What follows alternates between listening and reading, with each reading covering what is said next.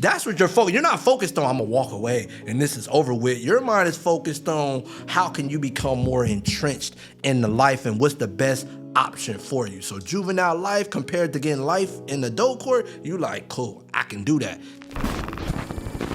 Oh, it could be deals that you qualify for that you don't even know because your lawyer didn't tell you. You feel me? Because he got so many people on his caseload and he looking for the best way out for certain people and you might not be one of those people. Don't know with the court system, all these enhancements that they have lined up for you to give you the longest sentence possible. Most definitely. Even if I went right now as a young adult to the courts right now, I would not know shit. Yeah, I would know nothing, and I would be put in a situation where I'd be serving 30 years for something maybe even small. Like, no, that's too less of a time, and so what they talking right now is 25 years. Man, I jumped out of my seat like 25 years for what? For that? He like, yeah, they talking 25 years, man. You know, that's all. I said they ain't trying to, no wiggle. What happened to the 17? He like, nah, man, like, nah, they not trying to, they trying to budge. They trying to give you this 25. Welcome back to Reentry Network Podcast. It's your boy Yak. It's your boy T. We're back. We're back. Man. Yeah. We're back. We haven't ran a podcast in maybe a few weeks, right? It's been a few. You guys are probably watch one that we had in the cut, but it's technically in the back end. It's been a few weeks for sure. But the good thing is that within these few weeks, we've been able to build more and more guests that are willing to be on here and have a great story. And the fact that we have the guest today, it's a special one, man. We actually had a large event today. This is an individual that graduated through our program. We've talked about PV jobs in the past. We'll do a more thorough breakdown of what program we work with. But this is an individual that I've never heard the story because there's a religion played into play as well. This is a religion we haven't had on the podcast just yet, so I'm really curious to learn. But I want to introduce, and I appreciate him for being here. I want to introduce our boy, Tyson McCauley. Thank you so much for being here, babe. Get it. Thank you, man, for having me on here. It's a pleasure. You actually refer to yourself through a different name, or you have another name, is correct? Oh, yes, sir. My Muslim name is Abdul Gaffar. So it stands for the servant of the forgiver. So in the religion of Islam, Allah has 99 names and attributes. So the forgiver is one of his attributes. And me being the person that I used to be and the lifestyle that I used to live, I've done some things that I'm not proud of that was real wicked. So when I took on that name, the servant of the forgiver, it's a reminder for me that that's who I'm serving, somebody who's forgiving, and I'm constantly seeking his forgiveness. But not only that, it reminds me that I have to be more forgiving, you know, because that sometimes I tend to hold grudges against people when I shouldn't, when I should display that quality more of being forgiving. So Abdul Gaffar is the name that most people refer to me today and that I prefer that people refer to me as. But if you talk to my mother, she's going to say, well, I prefer Tyson, you know, because I gave you the name and all this and that. Right. So, yeah. You know, you were fighting 25 years, correct? Well, they gave me 25 years. I was fighting life. You were fighting life. They gave you 25 years. We want to get to what led to those 25 years. So talk to us a little bit about where you grew up and that experience as well. Okay, yeah, not a problem. I grew up on the east side of Long Beach since Yay High. You know, I grew up around a structure and environment that was heavily infested with gang activity. You know, a lot of people in my family were gang members. My father, my auntie, several uncles, and then my cousins. As they got older, they eventually joined the gangs. And then my older brothers, they got older, they eventually joined the gangs, and I eventually followed suit behind that. So every time I walked out of my door or walked through the neighborhood, there it was. You know, on the east side of Long Beach, as far as being a black kid, it's two gangs that were dominant. It was either 20s or Insane. You know, and they both shared streets that were right next to each other, sometimes the same block. And everybody knew each other, went to the same schools. You even had families that chose to be from this side, some chose to be from this side, but those two gangs right there ran the east side of Long Beach. So as I was growing up, I was exposed to a lot of violence. Not necessarily like domestic violence in the household with, my father hitting my mother or things like that, but just violence of people getting shot, gunshots ringing out. Mother, I know y'all, well, I don't know about you, but he might be hip to this with being before the street lights. Come on. Because when them street lights come on and it start getting dark, it start getting crazy and wicked out there. And I can also recall a story, back when I was 9 years old that I remember vividly when it got dark. I was standing on 8th and Rose on the east side of Long Beach. And You're how old at this time, sir? I'm 8. No, I was 9 years old. Okay, I was 9 years old. So young, really young, really young, yeah. barely not even. I'm sure you made beginning stages of realizing or seeing certain things that you started to see as abnormal, or Right. You're like, okay, that's a little trip. Yeah. But it's accepted. It's pushed upon you like this is the reality of where you live at and what you're growing up in. So I can definitely recall I was in the kitchen watching. It was my day to do dishes. That was something I didn't like to do as a kid, but mom's. But you do now. Yeah, I'm a responsible adult. Yeah. So doing dishes now, you're I taking care of the dust bunnies, everything now. Now. You feel me? It don't look too pretty. You're a grown man and your spot ain't clean. So so my night to do the dishes or whatnot, and I hear the people out front, and one of the people that's out front is my dad, and who stayed downstairs from us. We was in an apartment complex, and my auntie and my cousins, they stayed downstairs. We stayed upstairs. So the window open, I'm hearing everybody out there talking. They doing what they usually do, and what they usually doing is getting drunk, getting high, selling drugs, and the basics, right, of growing up in the ghetto or the inner cities. And I hear somebody come walk up, asking them some questions about like, do you have this and do you have that, right? Whoa. Like, the basic normal conversation of trying to get his hands on some drugs or something like that, or trying to see what's going on around there. And then I hear that conversation end, but then I hear the van roll up. That jump out van, that sound of tire screeching. Hear that door open up. I'm like, whoa. So I hit the ground like, oh man. Going on. It seemed like it goes on forever, but it's real quick. Do they do what they do and get out the way. So mom, she come running in there, making sure I'm okay. Like, are you all right? And drop the dishes and everything. So I'm getting up. As I'm getting up to head out the kitchen, me and my dad come through the door, shot in the knee. Oh, so he hit. So he leaking. So I'm like, stunned off of that. Mom's trying to rush me to the room.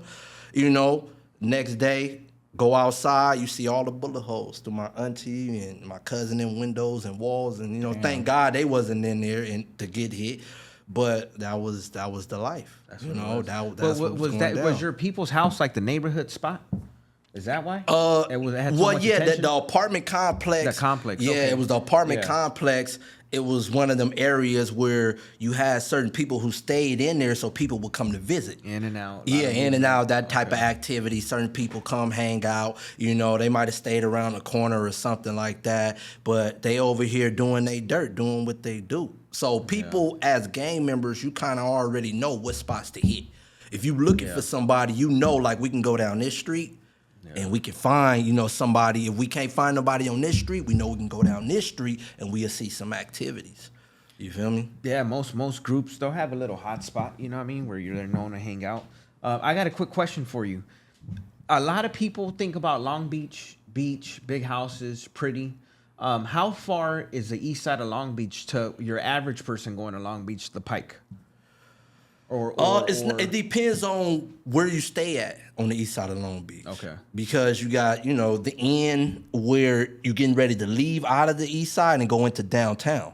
And then you got the end where now you're starting to get further and further away from downtown. Now you start to enter either the north side or the west side of Long Beach and stuff like that. So it depends on which side of the east side you're actually on. Because I would say if you start to go to like 4th Street, Now you're starting to get into a pretty little nice little area, kind of quiet. Now you finna start getting into First Street, downtown, Ocean Boulevard. Now you finna start going in downtown to Pike. So like 7th and all that. That's still not. 7th. You go from 7th on. It's crazy because I got arrested on 7th for the case I went to jail for. I got arrested on 7th.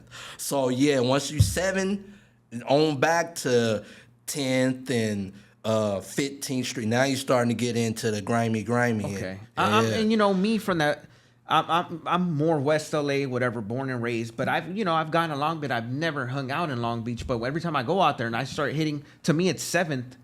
Just from the outside looking in, I'm like, okay, this just looks a little active. Like it's starting to get a little active, and it's crazy how you can tell that most, in certain whatever places that you go, just being aware of things like that. What's wild is I didn't even know Long Beach had that kind of. See, a lot of people don't. Yeah, I didn't even know there was that side. I mean, I knew before, like today, but I'm saying overall, just maybe 2 years, I found out that there was that side of Long Beach. I didn't even think it would, because Long Beach has the Pike downtown. I thought Long Beach was. I went to college out there. That's the only reason why I even started going to Long Beach. Yeah. Oh, the college is beautiful. You talking about Cal State? Now, see, I went to middle school over there. Long Beach. Okay. Yeah, because see, once you start getting into middle school, they kind of like bust you out to the nice areas of Long Beach. And yeah, it's nice over there, man. I'm glad you brought up school, because I was literally I was gonna ask you that. I mean, you were young. You were 9 when that took place. Yeah. But you were going to school at that time. Yeah. What's it like going the next day, going to school, and knowing what just happened the night before?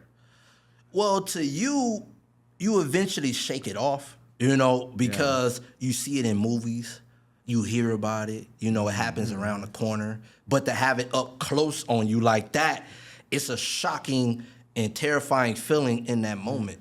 I'm sure a lot of kids will say, I wasn't scared, but in that moment when it's happening and you don't know it's coming, it stiffens you up and it puts you in a state of motionless, of what to do. You don't even have time to think. So that next day, just seeing the bullet holes through the window and through the walls of my auntie's house, it was just wow, that's crazy. I'm glad I didn't get hit, right? But then when you go to school, you get around your friends, you kind of start talking about it. Now that fear starts to wear off. Now that excitement kicks in, man, I was involved in this. What you know about that? We done heard about it, but actually being in it, oh man, it's a different thing, because everybody in your area, more than likely, you hanging out with kids who are just like you. Yeah, right. So they experience the gang lifestyle, the violence and stuff like that. So to us, it's nothing. We go through it. But to the average person, a regular citizen or upstanding person in the community who they oh my gosh, I don't think I will ever go outside again. Us, we shoot, it's all good. Just be home before the street lights. Yeah. you got to really just remember how impressionable kids are. Yeah. You know what I mean? So they're going to tell that story. The friends are going to be in awe, and then the shit just carries on. That's what it is, So at what did you end up along your journey that led you to the big sentence or whatever? Did you end up going the hood route? Did you get jumped into the neighborhood, the local neighborhood? You don't got to say which one or whatever, but you went that route, or was it just mischievous crime? And because we've been seeing a little bit of everything, Yeah, it was. As far as my story, I was a screw up, as a kid. I was the one who always got in the fights, who always talked back to the teacher, who never turned in his homework, who was ditching school. I started ditching school in the 4th grade. And the reason I started ditching it was because they started talking about math tests every Thursday and Friday. I'm like, man, a math test. And that was the subject I was not good at that, and I did not like tests. So I'm like, I'm skipping. Real quick, I think subconsciously there has to be something there where you're it's something having to do with not wanting to be vulnerable. Yeah. Not wanting to be the dude in the class that can't pass the test. And so we look for other avenues. I did the same shit out of anger. I'm going to go look for a fight or something, or try to bully someone. Yeah. To not be able to mask the fact that I'm not going to pass this fucking thing. I'm not going to, Yeah. That's real that you actually bring that up, because as you get older, you begin to learn yourself, and you start to dive into different studies and groups that teaches you about anger management, emotional balance, and really understanding what's the root cause of why are you articulating this type of behavior. Yeah. And when I was young, it goes to what you were saying, you know, that low self-esteem, that feeling like, you know, I'm not good enough at this. So what am I good at? You know, what can give me that type of respect that this person is getting, but I know I'm not good at that. So I'm good at this. And for me, it was all about that squabbling game, you know, that violence, you know, being raised up on that. So it's like, okay, you might laugh at me because of this, or you might say something because of that, but I bet you can't whoop me. Right. So I would embarrass you out here with this. You might embarrass me in the classroom with saying these big words and you can do this math thing, but I'm going to embarrass you out here with these hands and feet. And who's going to remember what longer? Yeah. You feel me? You found your avenue, you know? Exactly. That's tough. That's crazy. That's like and I would think that's even like a pivotal moment when you make that realization, like, fuck it, I'm gonna go this route. That's, you know what I mean? Because I'm getting what I need out of this route. Yeah. That's kind of like the beginning of it, I would think. And you know what makes it easier is the fact that it's encouraged. My older brothers encouraged it. You know, my cousins, they encouraged it. The older people in the neighborhood, even the kids your age, they encouraged that. You were surrounded by it left and It right. It was like, look, when I used to get kicked out of school or I would go to a new school, even a few times I went to summer school, it was all about exerting your dominance. You know, because this kid, you think you might be the baddest or the hardest. It's that next kid who think he's the same thing. He might not be coming from the same block as you, but he's around that area. So he's getting his reputation up as well. So he might have heard of you, or he might just see your swag and be like, oh, you a threat. You a threat to my popularity. You feel me? So every school I hit or any type of, I had that swag of like, all right, let me see who I need to let know I'm that guy. I'm not the one to mess with. And you had a few dudes, you know, who like they got that same swag and they tried me. Like, yeah, man, woo, like it's my playground. I run this. Right. And I'm like, nah, I can't let that happen because all I can think about is my image. You know, it's an image thing. Of like, if I go somewhere else, they're going to be like, oh, little Tyson, you got beat up over here or you ran over here. And one of the things you don't want to be labeled as a kid is a snitch or are you scared? Mm-hmm. Those two things right there, it's like, man, in the hood, nah, you don't want to be labeled as that. That sucks, you know? Thinking about it, you're absolutely right. That's what it is. But, you know, now thinking back on it in retrospect, it's like, fuck, man, we're like dooming ourselves, you know what I mean? But that's what it is. That's the standard this imaginary standard that we live by, you know? What kind of like, okay, so now where did you really start participating in more of like illegal activities, I guess you would say? Like, well, I got arrested at the age of 8 for stealing out of the stores. At 8? Oh, damn. At 8. Had to go to court. Like, how small were you? Like, Well, I'm already only 5'7". So back then, you were already 5'7" at 8 years old? No, I'm talking about right now. Right now, I'm already only 5'7" now. So back then, you can imagine, you know, how short I was. But, you know, when you growing up in that environment, you know, moms and pops, they don't always have the money to give you what you want. You feel me? So it's like you got to figure out a way of how do I get the things that I want? Because it's not necessarily what you need. They giving you the things that you need. Clothes in your bag, food in your belly. You got a roof over your head. But when you out and about, you want certain things. So it's like, how do I get these things I want? And then your friends, they thinking mischievously too. How do I get these things I want? You feel me? So being taught to steal is already being instilled in us by other people in the family. You got cousins who might be in the store with you, older cousins, and they like, man, you know, put this in your pocket.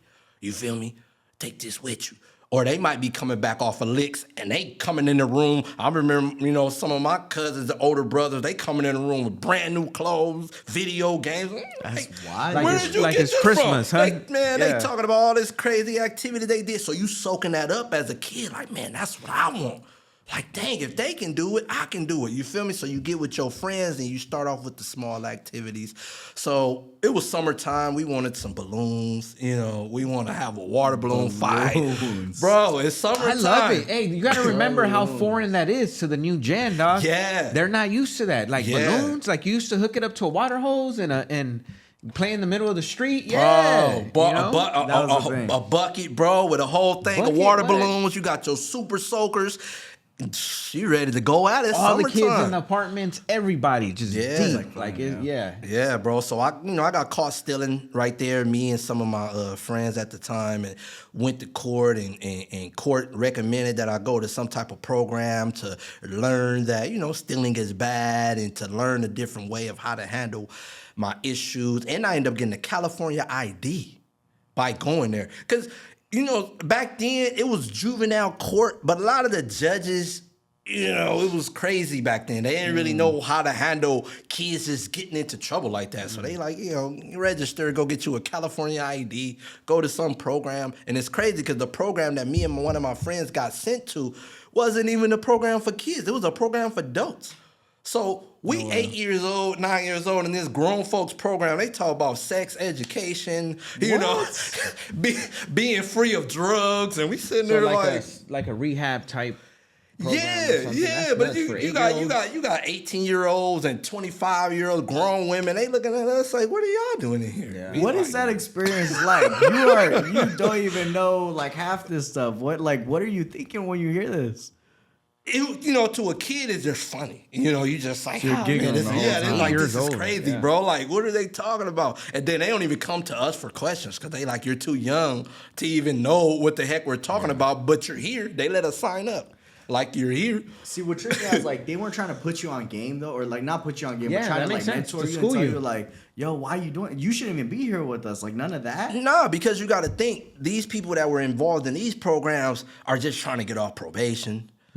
Trying not to go to jail themselves. They tattooed up gang members too. Or if the older people that's older than them, they just, old drug addicts, and, they just taking this program because the courts is saying, I got to take the program. So they just looking at us like, y'all kids in here, y'all screw ups, just like we're screw ups, and welcome to the party. Interesting. You feel me? That is very interesting. So now so that was your first time being in even juvenile hall. Did you get incarcerated before your? No, I didn't even go to juvenile hall. See, that's the thing. Back then, they used to call your parent or drop you off at the house. Because if they didn't really have to take you to juvenile halls, they tried to look, man, just go home. So they dropped us off at the house. You feel me? Gotcha. Where you live, drop you off. Here's your ticket. Just show up to court. Gotcha. Even now, I think that holds true.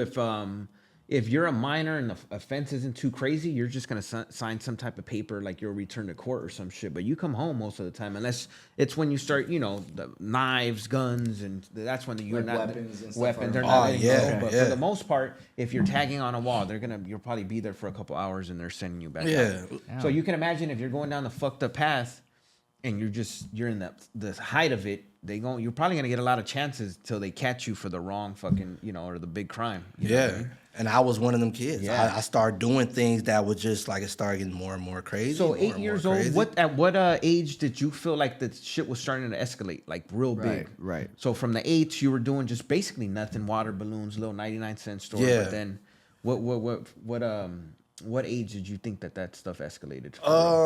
I would say I started looking into becoming a gang member at the age of 12. So I was already around the neighborhood fighting and, getting my little name up. Everybody on the east side already knew, Lil Tyson. They already knew.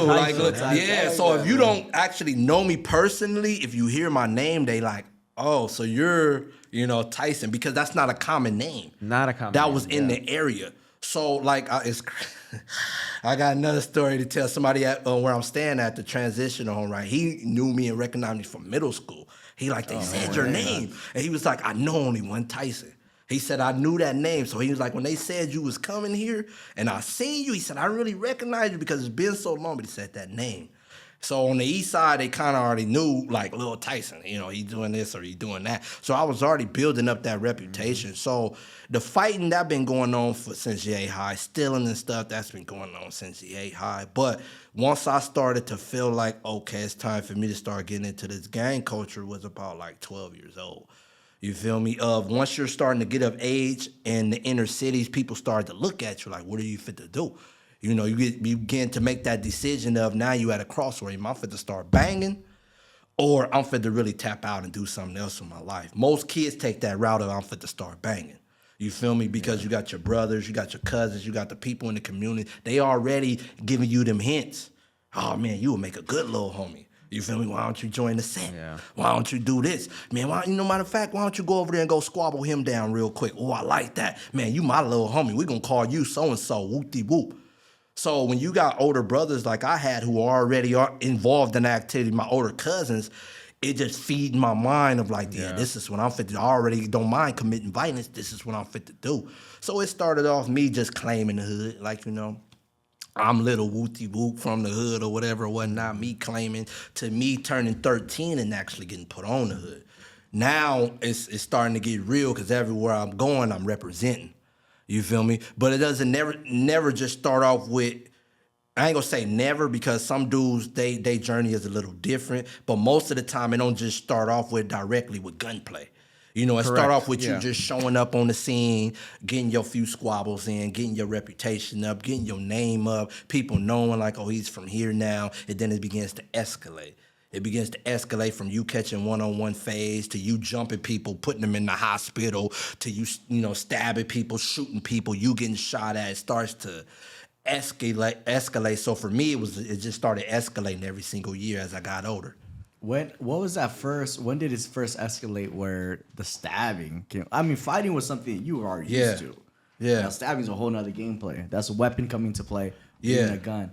Like, what was that first that's experience a good like? Like the different when you pick ahead. up the weapon, that's a huge fucking step in that life. You know what Well, fortunately, right, I didn't have to stab anyone, or I wasn't stabbed, even though I used to carry a knife with me because I didn't have a pistol just yet. So I had a knife on me, like, man, I'm gonna keep this and I'm ready to do whatever. And I remember one day, the big homies laughed at me, because one of our dear homies had got shot. And he was laid up, and I went over his house, and I'm talking to the older homies. I was, at this time, like 14, I believe, and I got my little knife, and I'm like, yeah, I'm ready to, poke somebody. They laughing at me, like, what you gonna do with that, little homie? Like, me, you ready to pick up a gun or something, right? But I'm serious as a heart attack. I'm ready to do some damage. You feel me? But once I started, doing that pistol play and stuff like that, that started to come in about, I would say, like 14 years old, like the back end of 14 going into 15,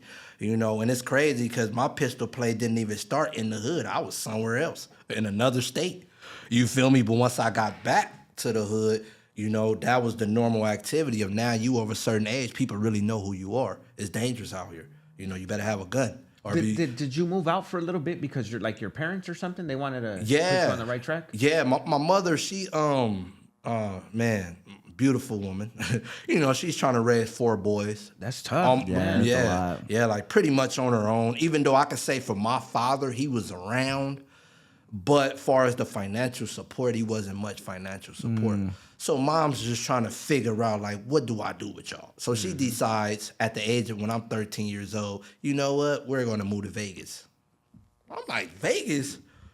I'm thinking my whole world is coming up. Yeah, Vegas. Like, Vegas, what are we going to do out? Whole nother world, Yeah, so she... No, go ahead. My bad. I started catching this trend. I'm starting to catch this trend, though. There was, like, a lot of Vegas moving a few years ago. Like, it's happening now. But beforehand, was there something that maybe your parents were hearing? Like, oh, Vegas is where it's at? Or, like... Vegas was cheap. Vegas was cheap to live. And it wasn't too far away. It was a 4-hour drive from Long Beach, California to Vegas. So a lot of families at that time was just making that move. Like, it's cheap to live out here. We can go out there and possibly you won't stay out of trouble. Because people who don't live somewhere don't know what's really going on there. So they think like Long Beach is bad or the LA County is bad. So I know it's corrupted over here. Let me go over here and this might be more nicer. Ain't knowing it's gangs over here too. It's That's gangs the part. everywhere. They don't realize it, In LA, I would say in general, we started off with Palmdale, Lancaster. That was LA's getaway. That's where you would go and try to buy a home and live happily ever after.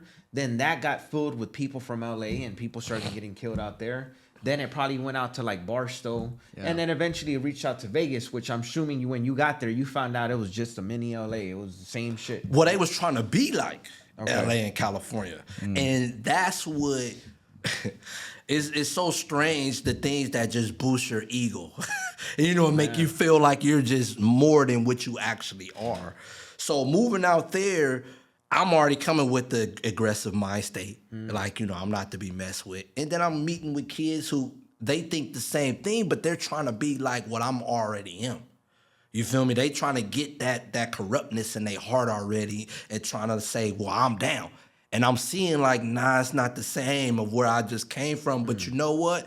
I ain't got nobody else to hang with. You can roll. You feel me? So I'm just increasing my activity. But my mother, she moved me and my brothers out there to try to get us away from things. But as the saying goes, you can take the homeboy out the hood, but you can't take the hood out the homeboy. Yep. So we out there getting into stuff. You feel me? The first time I got put on probation was out there. Clark County, huh? Okay.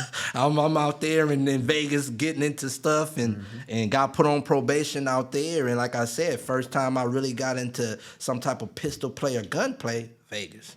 You feel me? So it just, my violence level and my craziness just started to increase. But mom, she got to work. She got to put food on the table. She doesn't have time to be sitting there trying to micromanage everything I'm doing. Then she leaving the task to my older brothers. They corrupted. So this whole time, you guys were 4 deep, you said? Yeah. So 4 brothers, and you guys were all with the same function, same activity. Whoa, I can imagine how tough that was for moms. Yeah. All 4 of them badasses, That's you know what I mean? Yeah, it was different stages though, because you had my oldest bro, he was 6 years older than me. Then you had the one up under him that's 4 years older than me. Then you got me, you got my little brother. Now, I jumped off the porch kind of young. When people like I jumped off the porch, I was already ripping and running the streets around like the back end of 10 years old to 11. 11 years old, my older brother's already taking me to house parties. Like, man, we're going to go get a little bro. You want to roll to the house party? By 12, 13, I'm meeting my big bros at the house party. I'm coming in with my crew at 12 years old and big bro and them in the cut. Like, what up? Like, we in here. My little brother was a little different. He was more, mom's was like, you can't go here. You can't go there. You can't do this. So he started doing his activity a little later, which I was the result of. He's exposed to all the things I'm doing. But my big bros, when I was young, they already embraced me like, little bro is down. So once I started banging, they already embraced it like, yeah, little bro, that's the homie. So one of my brothers, the second oldest, who I used to look up to real heavy, he was the one teaching me, the street life. This is how you do this. You don't get involved with this. This is how you carry yourself. This is, woo-de-woo-woo. So I looked up to him. He was laying the game down to me. I thought he was the smartest criminal on the streets. I thought his street smarts was I'm sure he didn't. And at the time, I'm sure bro didn't know what he was doing. Right. That he was putting those thoughts in your head or validating shit. They don't know. I did, me and my little brother, same similar situation. You don't know when you're in the thing. You think it's all one and we're just living this fucking life, right? But what we think it is? It's a survival mechanism. We trying to survive and we like, what's the best way to go about it? So what they're instilling in me is what was instilled in them. Man, it just gets passed down as a cycle where you think you might be thinking of something new. You're not. There's nothing new under the sun. You're just passing down the teachings that this is how you survive in your environment. So when you go out to other places, just like when we went out to Vegas, we didn't know how to survive out there in places where we just go straight to what we know. This is what it is. This is what we gonna do. So you couldn't really put us in a place where it's like these big old houses and kids just walking to school and they're not. Is that how it was though? No. Oh, okay, no, I don't know. Maybe I'm thinking big ass houses out there and. Well, it depends. See, Vegas is kind of weird, right? Because you will have big houses like on the next street. You feel me? Like you walk down the street and these nice apartments and nice houses. Then you walk down the street over here and it's grimy. And then you walk around the corner, it's like horses and it's like, man, this is crazy. Random, yep. Yeah, it's all around. So it pretty much shows you like a lot of these places wasn't meant to be ghettos. But just so happened people came over here and made it like this is the hood. You feel me? So the way I see it, it's too hot to be doing any of that, bro. That's the way I see it. Oh yeah, it was way too hot. It's happening out there. I lived out there for like 4 or 5 months. I was on Tropinellis. That place was crazy, man. That's what I'm saying. See, you were I in didn't even know where I was bro. at. I'd just be on the bus everywhere. Not knowing, but I would run into homeless is crazy out there. You know what I mean? They're Oh aggressive man, too. yeah, they deep. So Vegas didn't work for you. You guys come back. You and your brothers end up coming back. And it's crazy how we end up coming back. I was the cause of my house getting shot up Out there in Vegas. out there in Vegas. Oh man. So like I said, the activities continued. Yes. You feel me? So I was the result of my house being shot up, and my mom was just like, you know what? Let's just move back to Long Beach. We're done with this. So we eventually moved back to Long Beach, stayed with my auntie for a little bit, and that which was a common thing as well growing up, you know, us moving around a lot, having to go stay with people. And that was something that affected me, you know, mentally. It still affects me today a little bit that, you know, I be trying to make understanding of and not allow it to have that type of grip on me. But, you know, certain things, it's traumatizing. Mm-hmm. So that was a thing for me that was real big. Like, we had to go stay with other people. I didn't like it because it's like their house, their rules. You feel me? And you don't feel comfortable. You don't feel accepted. It don't matter if it's family, if it's a friend of the family. You like, nah, this ain't it. 100%. You feel me? So we end up moving back to Long Beach, staying with my aunt. So we back on the east side. You feel me? So even though I don't like the fact that we stand with someone else, I'm back on the east side. Yeah. So that like trumps everything. Like I'm back on the east side, cool, it's all good. So now I'm back in the hood. Now I'm back on the scene, ready to get involved in all the activities that's taking place. 'Cause I used to travel back and forth when I was in Vegas. I didn't like staying in Vegas too long. I felt like I'm homesick. So I would get on the Greyhound with 8-hour ride, go back to Long Beach, and I would just stay with whoever. If you let me stay here for 3 months, I'm going to stay here because I just want to be in the hood, hanging with the homies and doing what we do. So I kind of want to start getting into what the case that led you to your incarceration, right? Yes, sir. So let's start getting into that now. So talk to us about what kind of led you to that time or to your incarceration. Yeah, well, at that time in my life, I started to develop a mentality where I thought I was untouchable. You know, even though I had been shot, you know, I got shot at the age of 15, you know, out there in this little street brawl at the skating ring. You know, the skating ring was something That back was the then. thing back then, I don't know if you know about that, but being at the Skating skate ring out there in Long Beach? That was popping out there for a little bit too? Skate Depot. Okay. I've Yeah, heard of Skate something Depot. like that. Where's Skate Depot? I think in like, is it Lakewood or something like that? There's It's one- like on yeah, the it's- outskirts, not- but They have some stuff. out yeah, there, yeah. So Skate Depot, that was the thing, man. It was the hood day, you know. So I'm all. Oh, it was hood day. Yeah, I'm all. So that's the day. That, we were talking about this the I other was day. telling them like normal, whatever. Some neighborhoods have hood days. Yeah. Like a lot of dumb shit happens on hood days. I'm It's like the if- 4th of July of hoods, right? Yeah. Could But you- you Yeah. see a lot of dudes, shit happens, you know. Some dudes get in trouble, some dudes get beat up, some dudes sure. end up in situations from gatherings like that. you know Yeah, what I mean? yeah, it's dangerous. Even though your so-called enemies might not show up and get involved, you got your own homies who it could get crazy, man. People drinking, people got There you guns, go, and yeah. people got old issue, unresolved problems from you didn't used to sleep with his baby mama type, like weird stuff, man. Yeah, But yeah. yeah, hood days is crazy, bro. So yeah, got shot at the skating ring, and then from there, my mentality it just started getting more and more corrupt.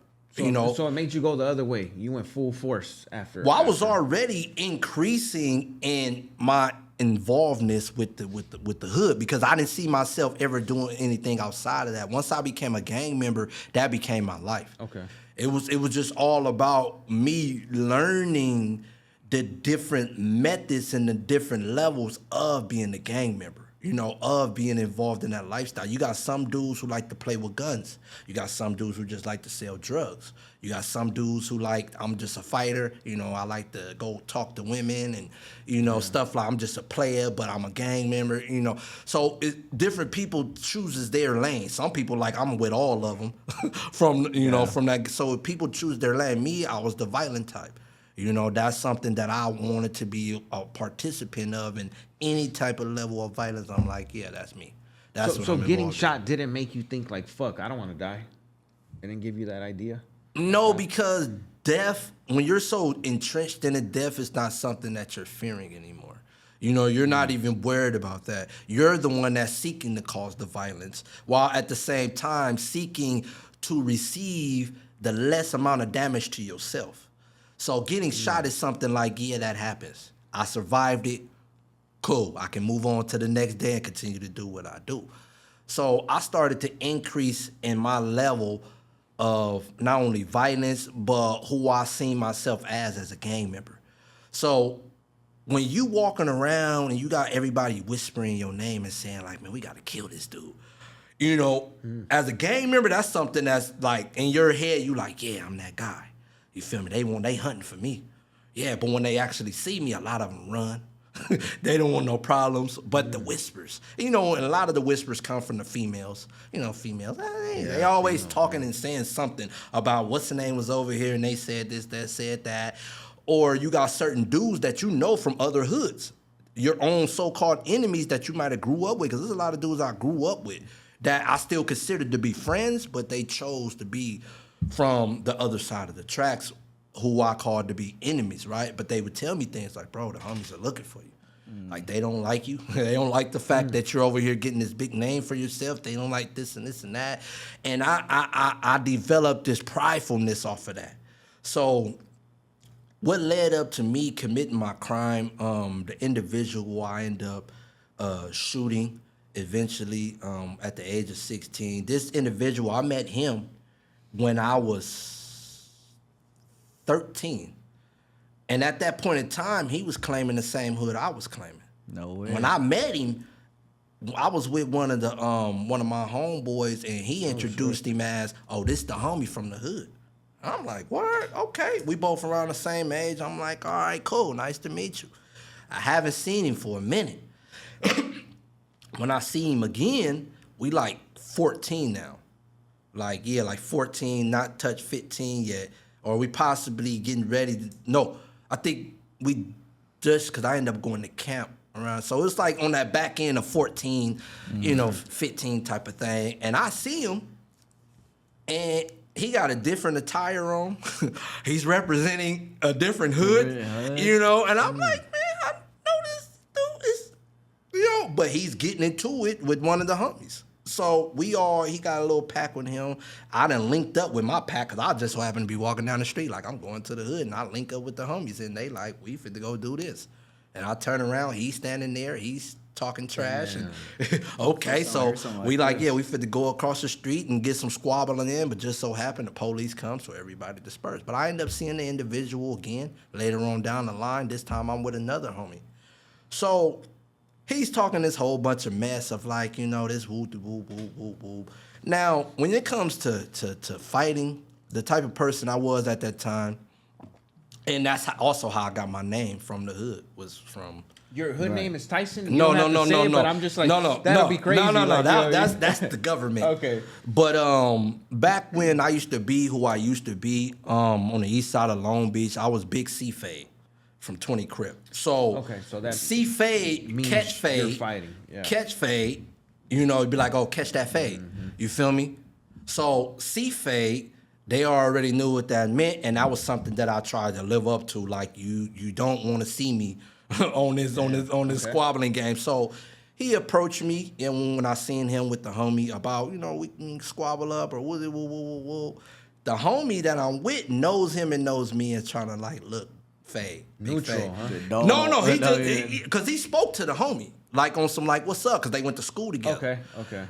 I'm looking at him like, beat it. But he looking at me like, oh, you got a problem, whoop, whoop, whoop. So the homie like, look, Fade, you gonna demolish him, leave this man alone. Like, don't even get it. I'm like, man, but he talking like he like, man, we can squabble up, woo. So I said, all right. So I peel out of everything, man. Let's go behind this store and have.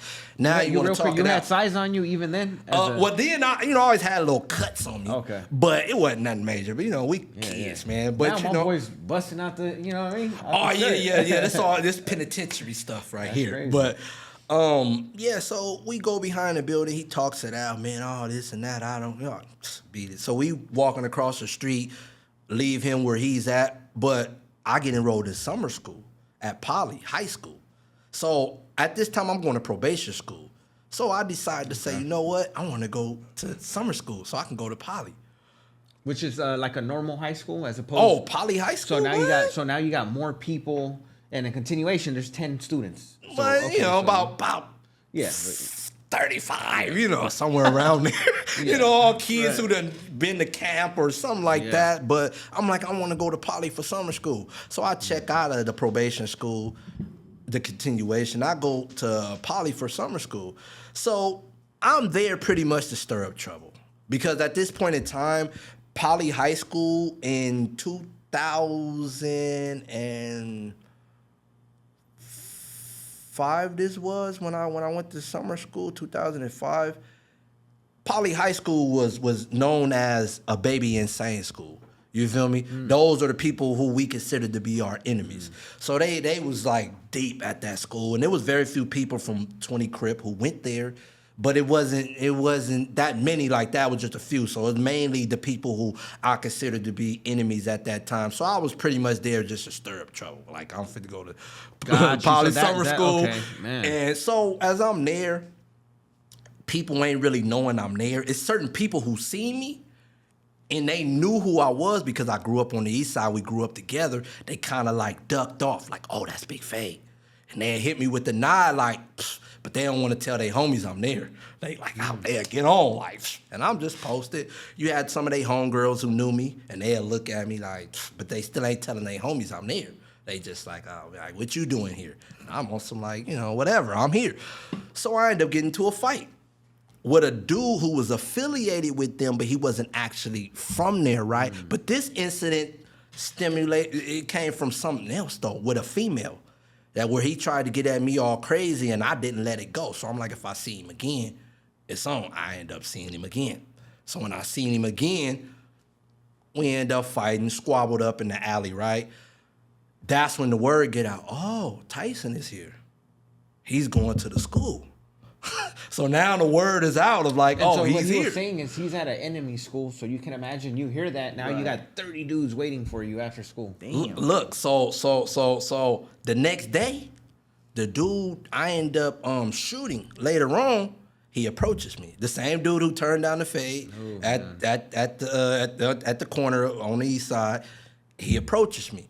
Oh, what's up, bro? Because I'm talking to somebody that I didn't even know was from his hood. A dude I went to middle school with that I was just like, what's up, bro? How you been, man? What the woo? Like, you still making them? Because he used to be a DJ. He was a kid. He was always talking about DJing. I'm like, you still making them burnt CDs? And he's like, yeah. So when the dude... It's crazy, man. Growing up together in the same community and you have to hate each other for whatever You feel, so he walk up. I know who he is. So when he see me, he tell the dude that I'm talking to, why is you talking to this dude, man? What you doing, man? I'm gonna have you DP. DP is a discipline. Like, I'm gonna have you DP for talking to Big Faye. And I'm looking, I'm like, where you from? You from where? He like, yeah, bro, they put me on. I'm like, oh, what? I'm like, oh, so now my mind is like, I don't even want to talk to you no more. But now I'm looking at this other guy, like, well, what are you talking about? And he like, oh, you know about me and this and this and this and that, and we can get down and this and that. I'm like, oh, you still? Okay, all right, yeah, we can run that. I told him, I said, look, because I was on probation at the time. So my thing is to do crime without alerting my probation officer, getting the police involved, but do the dirt, though. You feel me? I wasn't too smart at it anyway because I'm still doing things on the scene where everybody can see. So, so I tell him after school, we can, get into a fight or whatever. And when the bell rings for people to exchange classes, I went to go in the hallway to pick up one of my homeboys' little brothers who went there. He didn't bang or nothing, but I went to go pick him up. So as I'm picking him up, the dude who I was just getting into it with, he went and got some of his homies alerted him like, yeah, I spotted Big Fade pretty much. He's over here. Yeah. So they come walking through the hallway, about 3 deep. They push up on me and the homie's little bro. And they like, what that whoop-de-whoop like? And they banging and I'm banging. I'm on some like don't back down type of stuff. And And we sitting there going back and forth. They trying to press the homie little brother. You know, he's like scared out of his boots because he's like, I don't really know what to do. So I had to like. Probably didn't even know what was going on. Yeah, I had to intervene and, I tell him, I said, look, so as we walking through the hallway, he started yelling out his hood. So now more people starting to come. Now they like, oh, what's up, bro? So they like, yeah, Big Fade here. So now they like, what? Oh, man, let's go handle this. And I said, look, check this out. We're going to handle this after school. I said, I'm not for to skip class. We're going to handle this after school. So they said, all right, cool, bet. So I'm in class. While I'm in class, they done went and told they whole little crew and camp and pack. So I'm in class just sitting there. An individual that's going to school with me, he was claiming the hood. But he was one of them dudes, he used to be from the other side. He used to be from Baby Insane, but his brother ended up getting killed, and he ended up becoming a homie from the hood. So I tell him about the conflict, but he already kind of like didn't want me going there because he knew I was a troublemaker. He was one of them, he played football. He was liked, and so me going there was a problem for him. So I tell him, I said, look, it's going down after school. They tripping. I need your support. He hesitated, like, oh, man. Like, I said, look, bro, if you don't come with me, what's going to happen to you? So you better, no, I got your back. All right. It's like you have no decision. Like, Not really. You really have to either take it or give it, bro. Like, yeah. That's why it they sounds tell you really don't bad, get but, involved in that type of lifestyle, because that's what this type of stuff you have to adhere to is shit that's just gonna fucking lead you down a Things that you don't want to do a lot of times. You like, your heart is telling you like this is wrong. Your heart definitely tells you. Yeah, your heart tells you like this is wrong. But you don't want to be looked at as a coward. Man, you don't want to be looked at as someone who's scared. So he stepped up, man, I got your back, we'll do whatever. So as we're in class, I'm just waiting on the bell to ring. That's my mind. It's like I'm locked in. Like I'm waiting on the bell to ring. An individual I grew up with since yay high, who was also started off claiming the hood, but he eventually getting put on the other side of the track. He's well known, one of they like official little homies that's like, yeah, he got status. So he walks through, boom, he's looking for me. They trying to figure out which classroom I in. So he with two females. I know one of the females. The other female, I don't know, but she knew me because she spotted me. She said, there you go right there. So he walks in. So he's talking to the teachers, just trying to do a distraction just to see if I'm actually in there. The other female who I do know, like she stayed in the Poly Apartments. I've been knowing her for a long time. She like, they deep. Like she like, they up here, bro. Like, be careful. I'm on some I don't care. At that time, my mind was so much like, I'm that guy. You don't want to see me about nothing, right? I'm out there. I don't care how deep you are. So I pushed through the hallway and whatnot. Just so happened the dude who was walking into the classroom to see if I'm there, him and another individual who I also grew up with that I was, real tight with, who I still had good relations with, he came up there because he said he heard I was there. He said he was at the park when they came up there, and they like, yeah, Big Fade, he up there, man. We fit to go up there and do such and such to him and this and that. He like, what? So he like, I'm going to come up there and make sure everything go cool. So him and the other individual say, look, the homie, he want to fight you. You feel me? The homies are up here to actually jump you and do other stuff, but they like, look, if you want to squabble with the homie, we going to make sure it's a head-up fade. I'm like, oh, you speaking my language, a head-up fade where I can shine and do what I usually do? Yeah, I'll take that. So they turn around, they like, look, Big Fade going to squabble with the homie, it's going to be a head-up fade, nobody jumps in. Oh, the whole crowd go crazy because they was there for something else. So they, oh man, no. Bunch of school kids as well, huh? It's just everyone trying for the drama. Yeah, so they all know they homegirls going crazy. Y'all gonna get this guy a head-up fight? Why would y'all do that? Like, no, they said, look, man, one of the individuals said, look, if y'all jump in, y'all gonna have to see me, period, point blank. So now everybody like, all right, man, going to give him a head-up fight. So we go in the parking lot or whatever, do what we do. We squabble down. Long story short, I end up winning the fight, lump him up or whatever or whatnot. He said, long story short. Yeah, getting it taught up. Yeah, I lumped him up. There's no mystery about that on the east side. But I would say a couple of months go by where I don't see him again. And when I end up getting kicked out of school, I think a few days after that, because I end up socking somebody out during the fire drill and kicking them, stomping them out. And so they end up kicking me out of summer school. I was there in the summer school. So the first day of school come. one of my loved ones at that time, he was going to the school. I just started back going to probation school, but I wasn't supposed to start until the next day.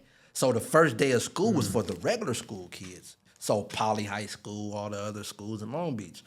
So one of my loved ones say, look, man, you got the pistol. Come pick me up from school. You feel me? Because he like, I know some of them dudes gonna be up there. He's going to Poly. So he like, I know some of them dudes gonna be up there. Can you come pick me up? I said, cool, I'm gonna be there bright and early. You ain't gotta worry about nothing. You feel me? So I do my normal program, get up, smoke a little something. At that time, I used to smoke.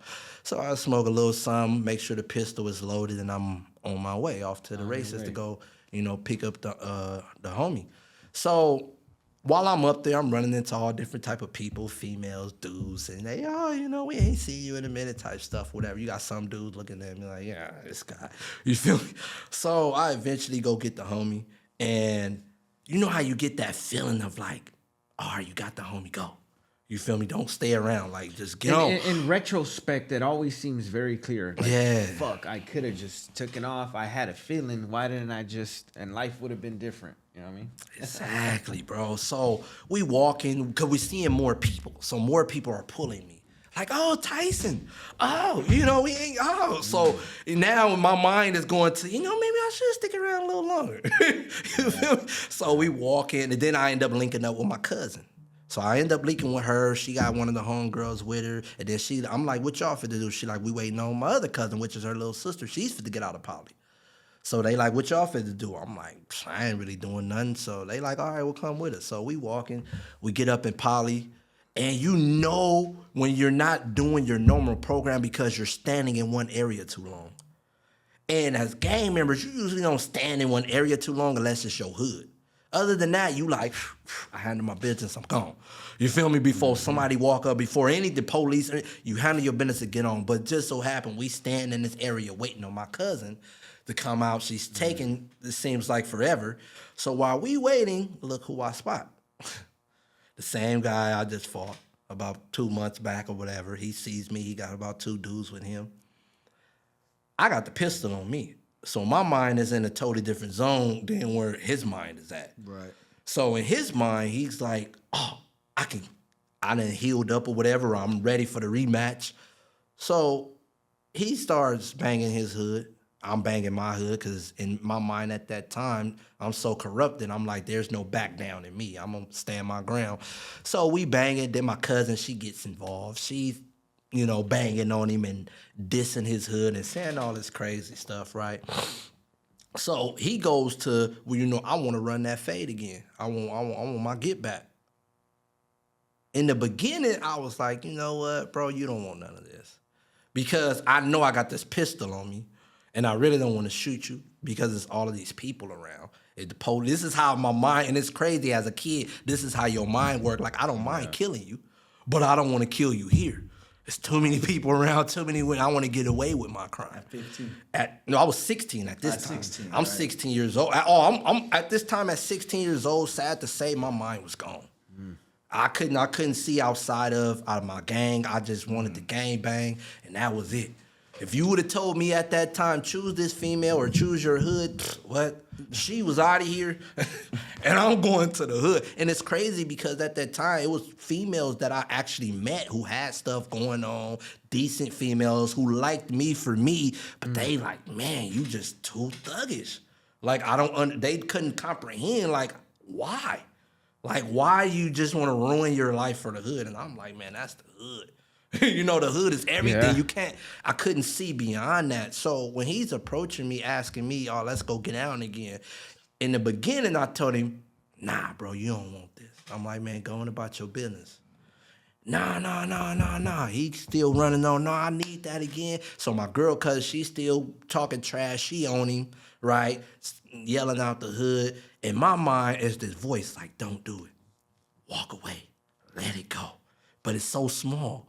I hear it, but this other voice that's over here, which is my ego, my pride in this idea that I have of myself, like, man, you the hardest gangster around. He don't know who you is.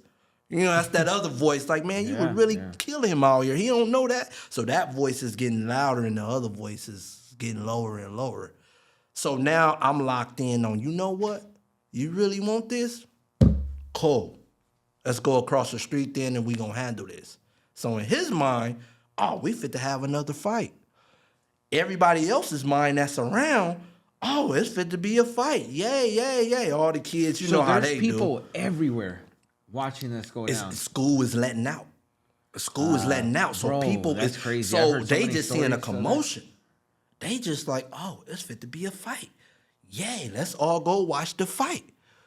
So I'm locked in. I'm like, I already made up my mind like I'm fit to kill this dude.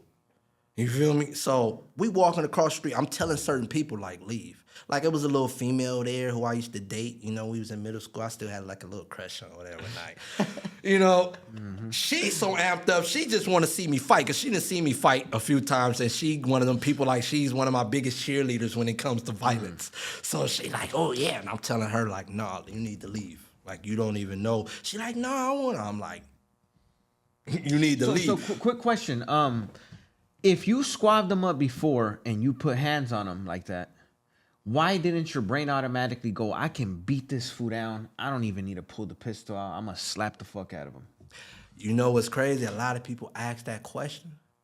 Even when I was in prison, and I believe it was the psychologist and the parole board, because I had to get out through the parole board, asked me that same question, right? But like I said, my mind and my level of violence was escalating. So I looked at it as, you're no longer a challenge. You're someone who's beneath me. I've already conquered you. I don't care about you no more. It'd be different if we had a good fight and I felt like, man, I didn't do my best. I'm fit. Like he felt. He didn't do his best. Like he's coming back. Right. You feel me? He's coming back for that challenge. Yeah. Me, I'm already like, I'm past you. You're beneath me. So since you still want some more problems, I'm going to just eliminate you completely. That's where my mind went to, and that's how my mind, because most people think how you think. Well, why don't you just squabble him in there? No, I'm increasing in my level. I'm not that same guy 2 months ago that you fought. 2 months later, I'm increasing in my violence. I'm carrying a pistol every single day at this time. Like, that's over with. So if I got the opportunity to kill you, I'm killing you. So as we walking across the street, I'm just zoned all the way in. I ain't really saying too much. Like I said, I told a few people like they need to leave. Like my cousin, she kind of already knew. Like, yeah, my cousin ain't playing. We finna get up out of here.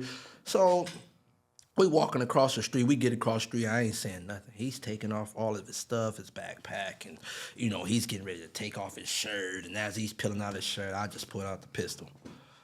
Start shooting, emptying out the clip, hit him about 4 times, chased him down, try to just let him have it, right? And it's crazy. In front of 1,000 kids. Man, it's probably and about... I know it's high school. You know what's crazy about that? That's happened multiple times at my high schools. What happened to Homeboy? He came after school, they shot, and Homeboy just disappeared. You busted for... People don't know what happened to those kids. Yeah. The kids that get into those situations after school. Yeah, know? Real talk, right? So it's about 30 kids around us, all right? But I'm so I'm blank in of like, this is what I'm fit to do. So they're all gathered around like they're fit to just see a fight. His homies, they standing there, yeah, bro, yeah. They coaching him on, and I'm just sitting there looking at him like, you don't even know what's coming. So I pull out the pistol, I shoot him down, but for many years, right? For many years, because for the first few years of my incarceration, I used to have a lot of nightmares, and my nightmares used to be like, having shootouts and, people just trying to kill me, and, I'm on the run from the police, all of these because of the lifestyle that I was living, right? But one of the things I still can remember, all the females screaming, it wasn't a good screaming. It was like in horror, right? Yeah. Or something like yeah, because they didn't expect it. Yes. So they caught off guard, and the dudes are just scattering. Dudes are like, oh, I'm out of here. But the females, they respond a little differently to, to events like that. So they're just screaming. But at that time, I'm not tripping off. I'm just locked in, like I need to get my man. But over the years, what a person don't realize, it takes a toll on you. Absolutely. It sinks into like your spirit, bro, and it stays with you. and you begin to relive those things, but ain't no telling how you might relive them. Like I said, in my dream, I'm having shootouts with people I don't even know. You feel me? I'm on the run for the police from crimes. Some I did commit, some I didn't even commit, but your mind is just playing things out. You know, your heart is in turmoil. It's things that just going on within you. You feel me? So I remembered that for a long time. It took many years for me to get them screams out of my mind. Like many years, they'd just pop up randomly. Or the females just oh my gosh. Like, Did old boy end up dying? no, he ended up living. He ended So up it was living, an so it was attempted attempted murder, murder. Did you think he was gonna die? I really didn't care. You know, at that time, my mind was like, I'm seeking to kill you. But if you don't die, you know, I don't care about that. You're my enemy. I'm just seeking to destroy you, get rid of you. But if you just so happen to live, now you know, don't mess with me. You feel me? So that's how my mind worked. And how my mind even worked back then was so crazy, was thinking I was going to get away. You got so many people out here who actually know you, Yeah. seen it, and you thinking you fit to get away. And not only do the students know you, the staff 100% knows you because you've been the troublemaker all along. So they're like, he came after school. They know you. They're 10 steps. And it's crazy because there's dudes who heard about my crime and was like, I heard about that. Dudes I ran into later in prison. One of the dudes I ran to at the transitional home, he was like, I heard about your case. Like, that's crazy. He like, when you did it, I heard about it. You feel me? And it's like, damn, all different dudes was like, yeah, I heard about that, man. That was crazy. You feel me? So how long after did they pick you up? That same day? Same day. The individual, I ended up shooting him, and several other dudes ended up telling the police who I was because they already knew me. You know, so he ended up telling the police who I was. They came and snatched me up that same day. And I still had the pistol on me because... So they caught you red-handed pistol? Red-handed with the pistol because I just loaded it. I just loaded the pistol, like, man, I just put some new bullets in it. My whole mind frame is, look, I'm finna get rid of this gun. I'm finna go get a whole nother gun. You feel me? So I'm at the house actually waiting on somebody to come pick me up so I could drop this gun off and get another gun. So the police already know that it was me because they said it was me. So they already done blocked off the perimeter of my house, me not even knowing. So when they rolled up, I'm trying to run. As I'm trying to run, they already got all the areas blocked off. So they get me, end up catching the gun on me and all of that. So here I go, hauled off to juvenile halls. Damn. And then it's the cold thing. My mother witnessed it. Witness what? Witness what? Me getting arrested. Oh, yeah. Because I'm at the house. I thought it was a shooting. No. My mother witnessed because she's in the house. She was braiding hair at the time, doing somebody's hair or whatever. Then downstairs, my cousin. She had no idea that something had happened. No nephews, no next door neighbors. She never caught wind from She did. It just happened in the day. It just happened. Yeah. Okay. So she doesn't know that it just happened. My big brother knew because I told him I need some more shells for this pistol. So you were on that type of time, not like I'm gonna go run to the river, I'm gonna throw it in the beach, I'm cool, none of that. You're like, see, when you're in that zone, you're trying to figure out where to go. You're like, I'm trying to go here, I'm trying to go there, but then you're trying to picture, well, I don't want to stay there all day. You know, feel me? Where can I stay? Then I'm at the homie house, and I'm like, okay, I can stay here. But then the individuals who was there at that location, they panicking. They like, oh man, bro, you feel me? Because they doing dirt. And they don't want the police running up in there because it's guns and all type of stuff. So they like, man, Big Faye, you gotta like figure it out, bro. What you gonna do? So them panicking, I don't even feel comfortable staying here. I'm like, yeah, I'm out of here. So I end up leaving, going somewhere else. And then the other G homie like, look, bro, you can't, stay here for too long. This ain't my house, it's grandma's house. You feel me? What you gonna do? So I'm like, man, take me to the house. Go to the house. Tell bro, man, I need some shells for this pistol. Running down, man, y'all just shot so and so. I'm fit to go change this gun. I'll get another gun. You feel me? I'm just continuing on with my madness. I'm thinking in my mind he's not going to tell on me. He's going to keep because it G. You think he came from the same cloth and the motherfucker's going to keep it G. You feel me? But if he survived, he going to keep it G. He was running his mouth like he wanted it, so I gave him the activity, but he's going to keep it G, and that wasn't the case. So okay. So let's fast forward a little bit. So this is what eventually led you to pleading guilty to 25 with 85? Yeah. So going up in there, at that time they was forcing kids to fight their fitness. I ain't gonna even say every kid because some kids was direct fouls to You don't to even adult get a court. chance, yeah. So I had the opportunity to fight my fitness for a few months. So as I'm in there, they charge me. They say you're gonna be charged with attempted murder. Okay, whatever. I'm sitting in there, start going to court, but they starting me off at juvenile court. So I'm thinking I might have a shot. I'm like, okay, juvenile court, I can get juvenile life. Cool, I can do that. To 25, I take on that. Crazy mentality. Right. You feel me? You in that lifestyle, you In that looking lifestyle, for the you that's looking a for good the deal. best. That's that, in your mind, that's a win. I just almost killed this dude, and you won't fit to just let me serve time until I'm 25. And you calculating, I'm still young. Okay, I can still go out there and get the hood right. Okay, I can still. That's what you're focused. You're not focused on. I'm gonna walk away and this is over with. Your mind is focused on how can you become more entrenched in the life and what's the best option for you. So juvenile life compared to getting life in adult court, you like, cool, I can do that. Juvenile life was never on the table. Their whole mind was, we fit to send you to adult court. So I'm like, well, you ain't gonna even give me a chance to. They like, no, you're going to adult court. So now in adult court, now they talking life. Now they talking, if you go to trial, this is what you fit to get. You're looking at 25 to life. And when you're a kid, you really don't know the court system. At all. Even though you might have been to camp, you might have been in juvenile halls a few times, you might even been in the youth authority. Until you fight that adult case, you don't know the moves and the language of that court system like that, man. So it could be deals that you qualify for that you don't even know because your lawyer didn't tell you. You feel me? Because he got so many people on his caseload and he looking for the best way out for certain people, and you might not be one of those people. You might be the one that he feel he can dump off because he's a public defender. Most public defenders, they not really trying to sit there and spend their whole day and whole life trying to make sure you come out on the winning end. They like, look, we gonna try to give you something that you can somewhat possibly live with, but if you can't, whatever. I got another case I gotta focus on. So as you in there going through the motion, and I also want to say this, a lot of our family members don't be knowing, what to say, how to fight for us, and what's the best outcome that we should be looking for. Yeah. You feel me? So they in the courtroom trying to go off of what the judge is saying, what the public defender is saying, and they like, well, okay, he's saying this. This might be good, and he's saying that, and this might be good.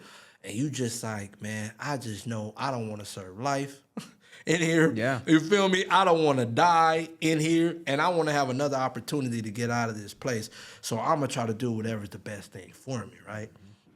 So going up to adult court, now they talking about you go to trial, you get in life, period. That's what you're looking at. All right, cool. I'm fighting my case for several months in juvenile hall, still getting into crazy activity in there with the kids in there because they all think they just as hard as... Did you end up going to the compound? Yeah. And the reason that's important, because you get halls, juvenile hall, they're all a little different. Compound is where the more serious crimes went, and then after that is probably YA. Right. Yeah. The compound is where you in there fighting serious cases. You either got a gang of robberies, you in there for attempted murder, you in there for kidnapping, carjacking, murder. That's it. High-end stuff. Yeah, so everybody in there is running on the level 10. You got very few who might be running on the level 7 as far as their mentality, their ego, and what they think they are as a gang member and their violence level. But most kids in there running on the 10, they all feel like I'm that guy from where I'm from, and you better not try to test me or I'm gonna try to. So being in that compound, man, it was a different jungle. It was because no one really knows the true definition of respect or how to give it.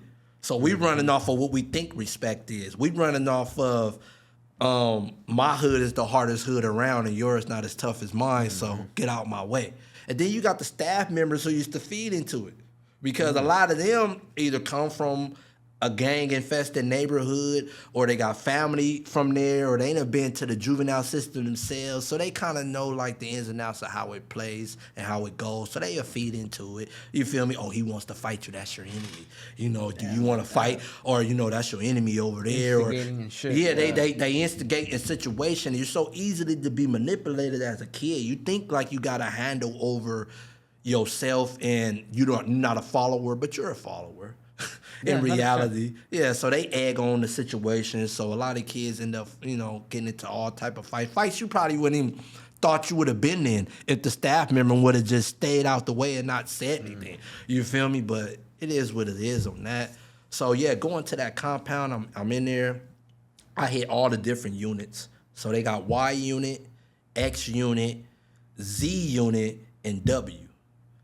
So I had start off with the Y unit. The Y unit was people who was still fighting they fitness, seeing if you're going to adult court or juvenile court, or you might have already been sentenced, but you going to YA or something like that.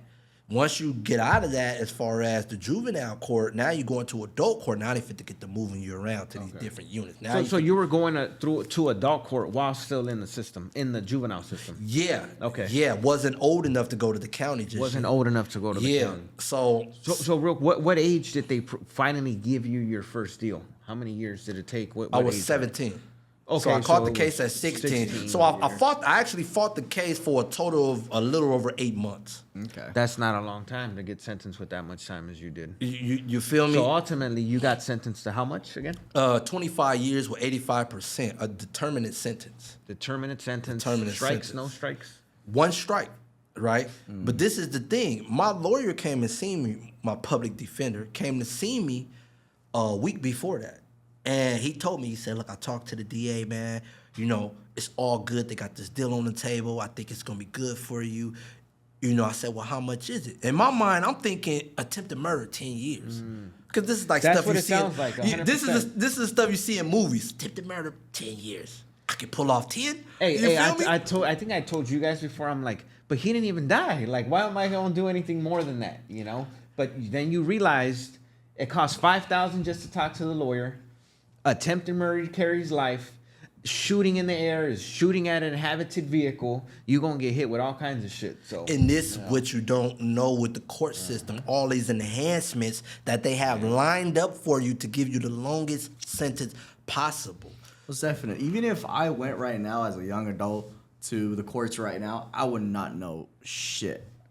Yeah, I you're would right. know nothing, and I would be put in a situation where I'd be serving 30 years for something maybe even small. Like crazy stuff like They were that. telling dudes, so any gun committed with a crime, not only are you being charged with the crime, but you're being charged with a 10-year gun enhancement. And then if you're a gang member, you're going to get another 10-year gang enhancement. Yeah. So your crime may carry 3 years, but now you're looking at 26, 23 years because, a lot of and I've seen numbers. dudes get sentenced to the full 20-3. So. And that's what happened with me. My attempted murder only held 5 years. So what is it? 5, 7, and 9. And they gave you the small term. They of gave me- they 5, gave me the but 5. they hit you with the The gun enhancement. Right. Oh, Discharging a firearm, but hitting the victim. So the 10 years is for using a firearm in the midst of the crime. Discharging the firearm and hitting the GBI. yeah, but I don't think they don't even say the GBI. They don't- just okay. like you discharge the firearm in the commencement of your crime, you hit your victim 20 years. Damn. So that 5 years for the attempted murder just jumped up. Now it's 25 years. So he said they got a deal. So I'm like, okay, a deal. What you talking? Because on my mind, I don't want to do life. So what you talking? He said 17 years. I think I can get that for you. I said 17. I said, wow, okay. So you racking it in your mind, 17 years. How much you think I'm? Yeah, how much you think I'm gonna do off that? I'm 17 years. You probably do about 14. Possibly 13, somewhere around. I said, oh, okay. I ain't that good at math, but that sounds reasonable. not life, yeah. It's not life. 17. I said, man, thank you. I'm congratulating you, man. You're doing your job, man. That's what's up. I go back to the unit. People like, man, what's up with you? I'm all happy. Like, man, you talking 17 years, bro. I can do that. Run that. They got the music playing. I'm enjoying myself. I got my little feet kicked up, And I go to court. Crazy. I go to court, and my lawyer comes in. He talks to me. I said, so what's up? They got the deal on the table?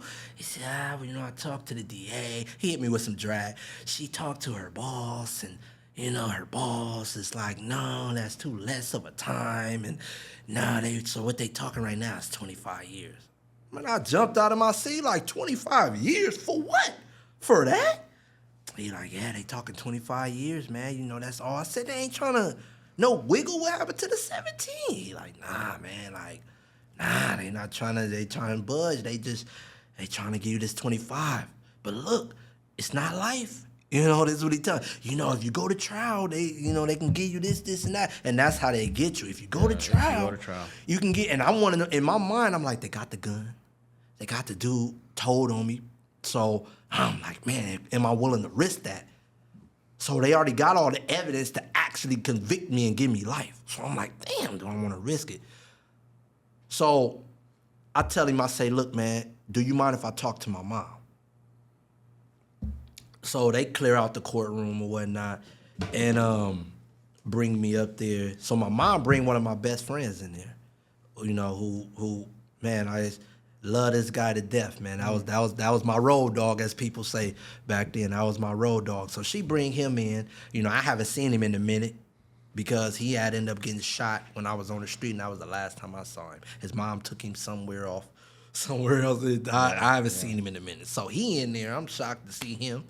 He's sitting there. So mom's like, we know what they talking about. I'm like, look, mom, stay talking 25 years. You know what that did to mom. That crushed her like 25. Like, oh. So she started crying. You know, I start crying. Because I'm like, damn, man, mom's hurt. Then my man's right here, my boy, my best friend, he crying. Like, damn, bro, like 25. I'm like, yeah, 25. It's fucking insane to think about that at that age. You can't even grasp what 25 years really means. You know what I mean? Like, yeah. You're being dealt with a life decision that's going to literally change you. And you can't even begin that fucking... And you know what's the crazy thing about it? The judges and the DAs, they do it with a straight face. What? They do it with a straight face. They're just like saying numbers. They're just throwing football numbers and like throwing numbers. Yeah, they 45, do it with, man, bro, and it burns you up inside because in your mind you did the crime. Now don't get me wrong, 100%. I did the crime, Agreed. but you're not even giving me a chance to see if I'm gonna change. You just like, you're a monster. Get out of here, bro. Go and serve the rest of your time, whether it's life, whether it's 50 years. We don't even care to see you no more. You committed this crime right here. That's all that matters. We don't even care to look into how you grew up, who influenced you, how did you become so crazy and dangerous. They don't care about that. They like, I got a job to do. They call themselves protecting society. How you protect this? I'm only 16. Who goes to say in the next 5 years I'm still going to be doing this and living this life if you was to give me different resources and put me in a different environment? So they feel like they're just doing this upstanding job for the community. I'm a menace to society, and I don't need to be around. I find that so interesting. I think because I believe in giving someone an individual time for rehabilitation, right? For personal rehabilitation. Yeah, 100%. I believe in that. I think what sucks is that the people before you is what ruined it, right? That whole recidivism part, the numbers, the idea of it coming back. Ruined it for you. I would disagree though, right? Because they was giving harsh numbers way back then. You know, the system never really cared about us. It wasn't like we was looking out for your best interest. No, I think he's more talking along the lines of like when they were letting out kids and then they will go fucking kill a whole family. And then that's when the laws became more fucking draconian. Okay. Because so, you did have, like back in my dad days, my dad, you know, he went to YA for a murder back in his time. You know what I mean? So, 7 years, yeah. Yeah, you serve your time in YA and you get out. But as the 90s start to hit and, you know, they start increasing the amount of time that they was getting, they like, no, we fit to send you to go serve these long years, whatever, then, you know, the 3 strikes and all of these different things. Question on that note. My philosophy is this. I feel I did 5 years. I feel like if I would have gone in for about 2 or 3, I would never have learned my lesson. Mm-hmm. I think that's not enough time. What do you think? What were your thoughts on that? I agree with you. I totally agree. I can speak for myself. And same thing, yeah. I can only speak for myself. But I can also speak for people that has that sickness in their heart and they're so corrupted. man, you would have gave me juvenile life. I would have served that, got out, and I would have been a monster to the community, and they wouldn't have been able to handle it or understand it because I would have just had time to just sit back and plot out how I could become more corrupt. How can I do this to become a smarter gang member? How can I do this to commit more crimes over here? Because you're still being influenced by the streets. The streets are still tapping in with you, or to say it's turning around, you're still tapping in with the streets. So they telling you everything that's going on. They still feeding your ego with you're missed out here and we love you and bro, we can't wait for you to come home and we wish you were here to do this and that. And But that changes after 5, 10, 15. People they don't even remember you anymore after 15, 20 years. You know, you probably know 3 of the homies from back in the day that are still around. That's it. that happens for a lot of people, man. But like you said, 5 years wouldn't have been enough for me. They would have just gave me that 5 for that attempted murder. Not to say that the time they gave me was right, because only God knows when your development towards change is going to happen and start. Right. Only God knows that. So go ahead. I want to touch on that now because I know we're just because of time and stuff. I want to start touching on that. So now you were sentenced to 25 years.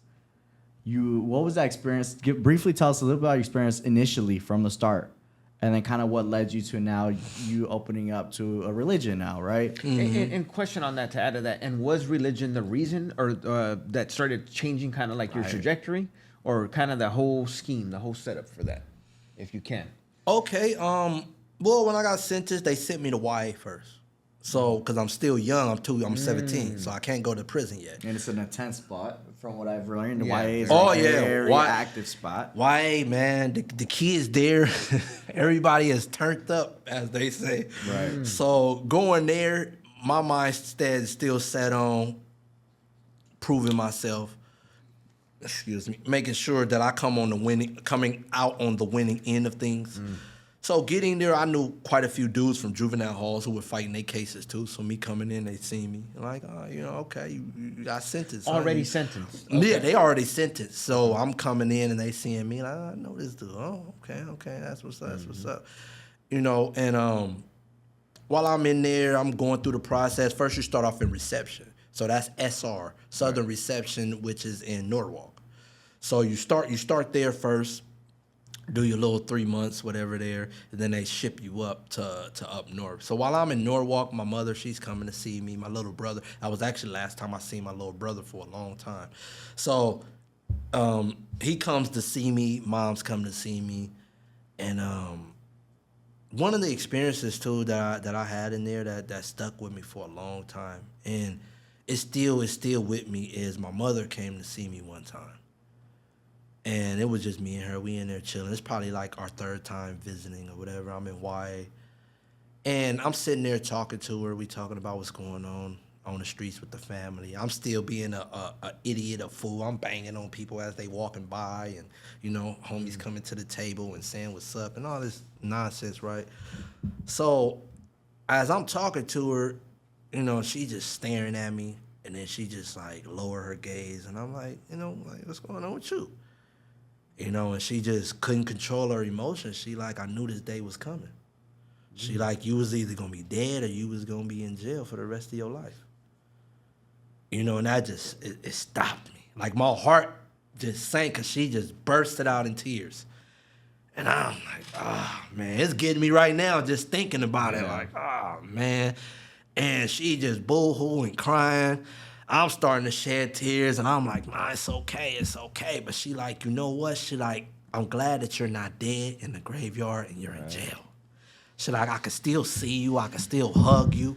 But she like, oh, man, I knew this day was coming. Yeah. So we sitting there, we shedding tears, and I'm just like, oh, man. But that always stuck with me. It just stuck with me, just seeing her break down like that and hearing her say that. It was like, man, it still hurt me today. Yeah, because it holds a lot of truth. The reality is that place saved you at the same time, because what would have been the pathway out here? Yeah. At least she can write a letter to you. At least she could have, call and get an answer. There's a lot of kids in the same fucking environment didn't make it for whatever reason. Oh yeah, I know a lot of them kids too. I know them. So at that time, though, it hit me in that moment, but I shook it off. Okay. You know how you like. You gotta go back to yeah, the- I gotta to go. the- I gotta go back to this jungle. I shake it off, boom, and I continue on my mission. They send me up north. So for many years, I didn't see my mother.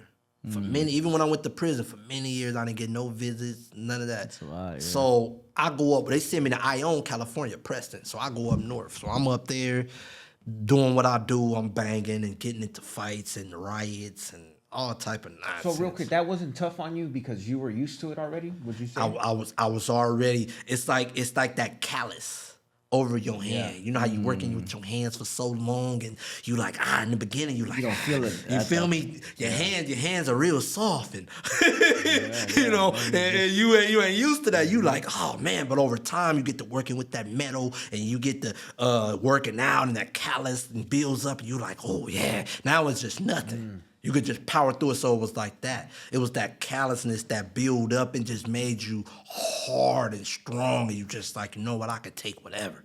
Like it's nothing. So you just continue to just power through, bro. Your whole thing is survival. That been my mentality since yay high, from when I was in prison. Just survive, bro. Don't be the guy who tap out. Don't be the guy who's somebody else's victim, and just survive. So went through the levels of YA. I hit prison at the age of 18. As soon as I turned 18, a week later, they like, Man, that's That's pretty. so fast. That's man. fast. They do it fast as hell. yeah, And yeah. you can tell the 18-year-olds. They look like babies. You know what I mean? Damn. Is it- You're like, Exactly. damn, bro, you look like you just came from juvenile hall Yeah, or something. yeah. Dudes like, where you come from, right? You know, but it happens so fast because it's a cycle that's going. You know, it's a revolving door. We got to get you out of the way so these beds can get filled. It's people that's waiting to come.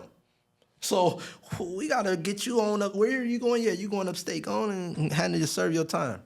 It was nice knowing you. Yeah. So stepped into prison age of 18. No, not really knowing anything. Just trying Where'd to. you end up landing? I ended up landing Tracy Reception. Is that up north? That's up north Yeah. in Stockton. Because that I was far already as up hell north. from- okay. Yeah, I was Gotcha. already up north. So they like, as soon as you leave YA, they sending you there. So I'm there for a few months or whatnot, just trying to figure out like where are you gonna send me to. So they send me, they like, all right, we finna send you to this level 4. You know, the amount of time, because I started off with high points.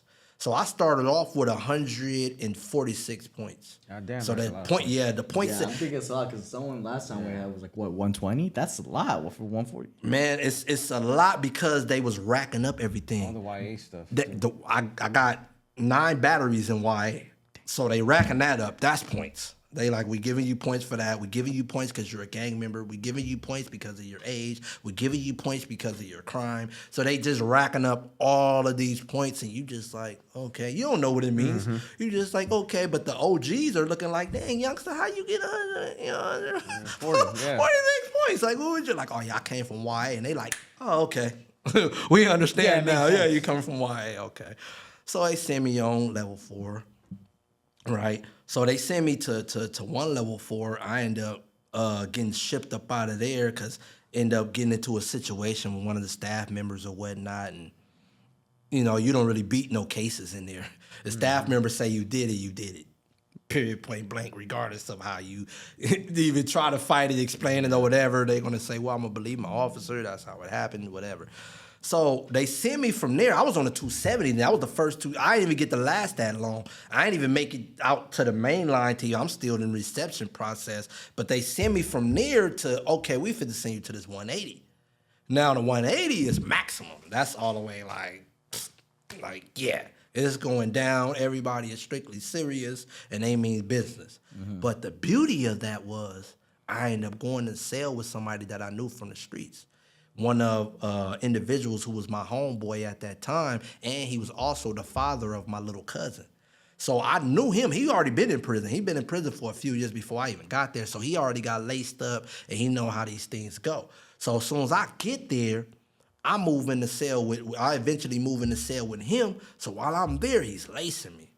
He's still young, but he's been in here. He's been in the cell with certain Crazy, people. huh? Yeah, He's still young, but he's been there longer than you, and has enough chance to peep game and say, Yeah. yeah, this is what you want to do in here because it's just different. Yeah. So he was educating me on a lot, bro. And God knew what I needed in order for me to start my process of growing. So put me in the cell with him, even though we had our moments, we had our disagreements, we didn't always get along, but we were cellies for 6 years. For 6 years at different prisons. Because we ended up catching a case at the prison that we was at together, and they split us up, and I ended up going to a different 180, and he ended up coming and following right behind me. We cell back up again. That's super rare, right? And it sounds like it would be rare. So we were cellies overall 6 years. So throughout them 6 years, I'm learning from him though. His mind worked so fast, and he was so sharp when it came to like understanding yourself, developing yourself with writing. Because he one who helped me even further my writing skills, trying to mac at women and stuff like that. You in there, everybody wants a female, everybody wants a woman who's a ride or die, gonna hose you down type stuff. So even though he's teaching me certain things in that area, it's still helping me get my vocabulary up. It's helping me get my writing skills down and things of that nature. It's helping me learn how to communicate with people, because that's one of the first things he helped me to realize. You come in here, you have to develop your communication skills.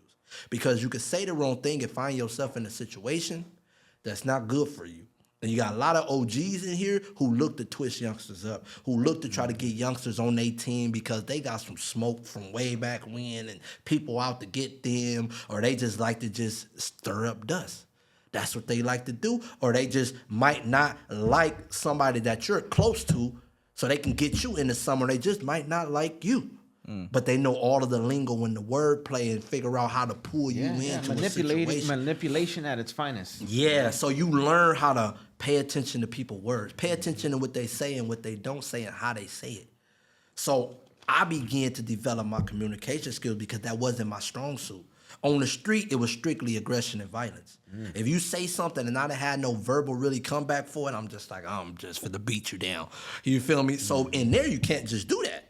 You can, but you're going to find yourself in a situation that's not going to be to your benefit because it's politics at play. You just sat here and punched this dude out and got your homies involved, got his homies involved, or you just sat here, said the wrong thing to this dude, and now we all fit to go to war. People fit to get stabbed, or you end up stabbing this dude. Now we having a war for the next 5 years because of you, or you feel me? Now you're looking like the troublemaker. Because you don't know how to watch your words and you think you could just go around and fight everybody. Or you getting pulled into a situation where a person say he committed to this. And you say, I didn't commit to that. He said, no, you said this. And your homies are like, yeah, that's a commitment. You committed to that, bro. You a kid. You ain't really knowing. You have no idea. Ain't nobody, these are the politics. Like, you want to listen to what's going to happen, then you're a part of it. You're like, what the fuck? I just wanted to know what was going to happen. And they're like, well, shit, now you're part of it. You wanted to know. Now you feel me? So those are the games and the politics that's being played. So one of the first things I started to work on was my communication skills. And my cellie helped me with that. He helped me to learn how to talk to people, how to apply the right amount of aggression for certain situations, how to peep the scene, how to break down situations. Like, okay, he said this. Well, what did he mean by that? Okay, let's break it down. Okay, did he have any aggression with it when he said it?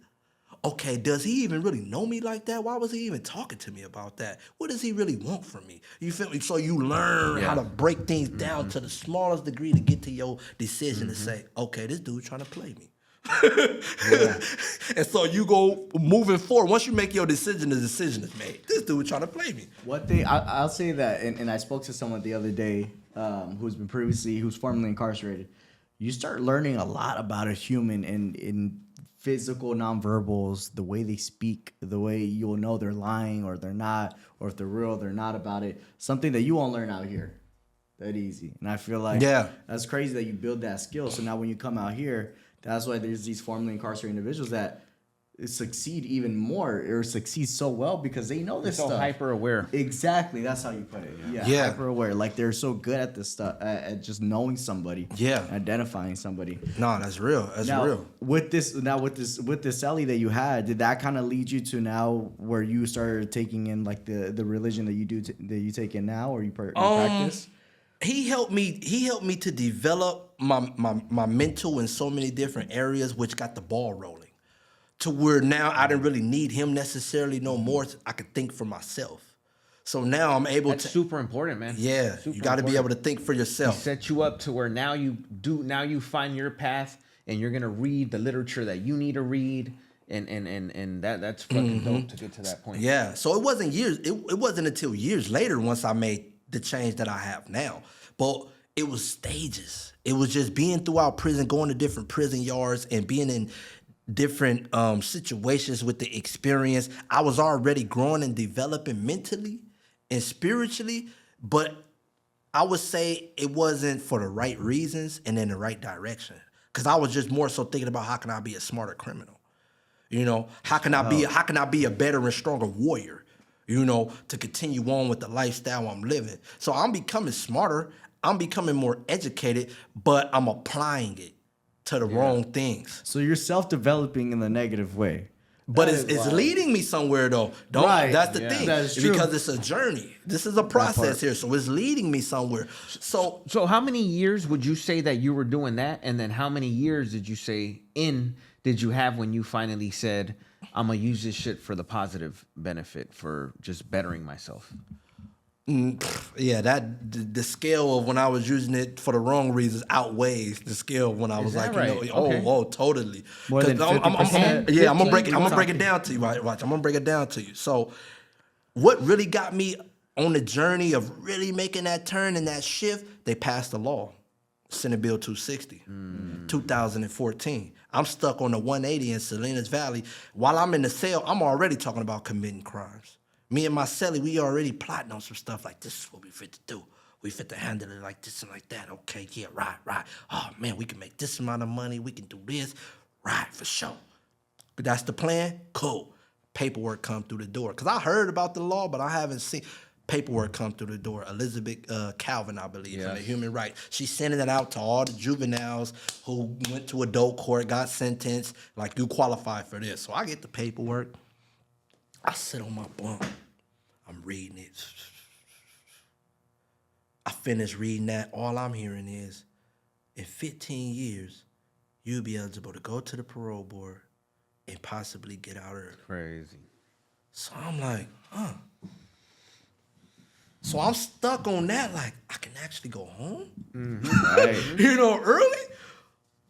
So and in that moment, it took courage for me too to even tell my cellie, like, nah, bro, I'm cool on committing what we were just talking about. What was something like that? If not even in the detail, but like maybe, hey, we were supposed to go do something on the yard, and I said, fuck it, I'm not gonna continue with that. Was there anything like big that you remember? Because, you know, and I'm thinking how it takes balls. People don't understand it takes balls to say no. Yeah. Because now you got a lot of people looking at you saying, why did this dude say no? What is he on? You know what I mean? Yeah. Like, motherfucker, I'm trying to go home. That's what I'm on. While you're sitting here doing God knows what. You know? Yeah. Well, I can say I didn't have a lot of them type of situations, right? Because I learned enough to know how to maneuver in prison to where I know not to be in that situation where I'm the one on the chopping block. Because I got to a level to where when I arrived to certain prisons, I sort of had a status to where if I didn't need to go, I didn't have to go. You're the one on the lower level. You gonna go. You feel me? Yeah, no, I get so 100%. That kept me kind of maneuvering to where I was the one a lot of the times involved in the politics to where I'm having to say so like, nah, bro, you screwed up or this is happening, so I'm not the one going on that. You're on the chopping block. Because I wasn't a troublemaker. I knew how to stay in the cut and stay to myself. Because when I was in prison, I was kind of like, if you're not from Long Beach, we really don't deal with each other like that. It was very few people I dealt with outside of my car that kept me safe. Because if I'm dealing with you and you're from another hood, you're getting into stuff, you're pulling me in, I'm your road dog. So I kind of like, if you wasn't from Long Beach, I kind of like stayed in my shell of like I deal with the Long Beach members mostly. So if you do something wrong, I got say-so over you. The next dude, I ain't got say-so over. He's from a different gang. He's from a different guard, so his homies got say-so over him. You do something wrong, I got say-so over what happens to you, or I'm involved in that, or I can twist the situation however I need to where I'm not the one that's on the losing end. You feel me? Because you're from the same area I'm from. And it sucks, but in turn becoming one of those OGs that the homie warned you about. You know what I mean? Yeah. Well, no, I'm like, not. Not to that level, but, you know, yeah. it feels, you get that mentality. where Yeah. you're like, you become seasoned. That's all it is. You know what I mean? You're seasoned to make sure that things come out in You have to. It's survival of the fucking fittest. in your favor. But you know the crazy thing about it, I actually thought I was a good guy because I used to think like, okay, well today we politicked on you, and I was one of the ones who said, nah, I don't think he need to get whooped. Damn. So I'm thinking I'm a good guy. So I'm like, I got you off of the chopping block. You feel me? But Yeah. it's crazy. But I don't want to stay too far. 100%. Yeah, let's get back to the timeline, development. The timeline of the development. How many years? You did 17 total. 17 and a half. 17 and a half. Yeah. Would you say 10 years was when, or 10, 12? What was that timeline? That's what I was going to walk you through. Okay, I was going to walk you through. When the law passed, right, I started to ask people questions like, I got to go to the parole board now. I'm asking people who been in the parole board, what do you know about this? So certain dudes have been, some were on their way and they was preparing. So I'm just soaking up whatever you can give me. What do I need to do? So they like, look, you got to have your GED. That's one. I didn't have my GED at the time. So they like, look, you got to get involved in these self-help groups, anger management, AA. I'm on a level 4. At that time, a lot of them programs wasn't existing. They wasn't anger management. That's They like, tough, man, huh? because it was lockdowns. It was constant. It was a lot of lockdowns when I first came in. So it wasn't, you ain't going to no programs. So now now when they pass these new laws, they starting to bring in more programs now. Now all of a sudden you got victim awareness and anger management and, life without a crutch. And so I think AA has always been there. That was like the only program they got AA. Okay. But other than that, all these other programs are starting to come in. So I'm like, okay, get involved in the groups. Okay, I got that. I start signing up for whatever. Anger management, AA, NA, right? Everything. Trying to get my GED. I spent 2 years trying to get a GED, and I eventually got it, right? Good shit, bro. Yeah. Oh, thank you. And as I got involved in these groups, first group I got involved in was AA. So I'm in AA, and it's a trip because AA, every single group opened me up in a different way so I could start learning myself. So in AA, one of the things you don't have to do it, but it's recommended of you that you do it, is you say your name and you say, I'm an addict, right?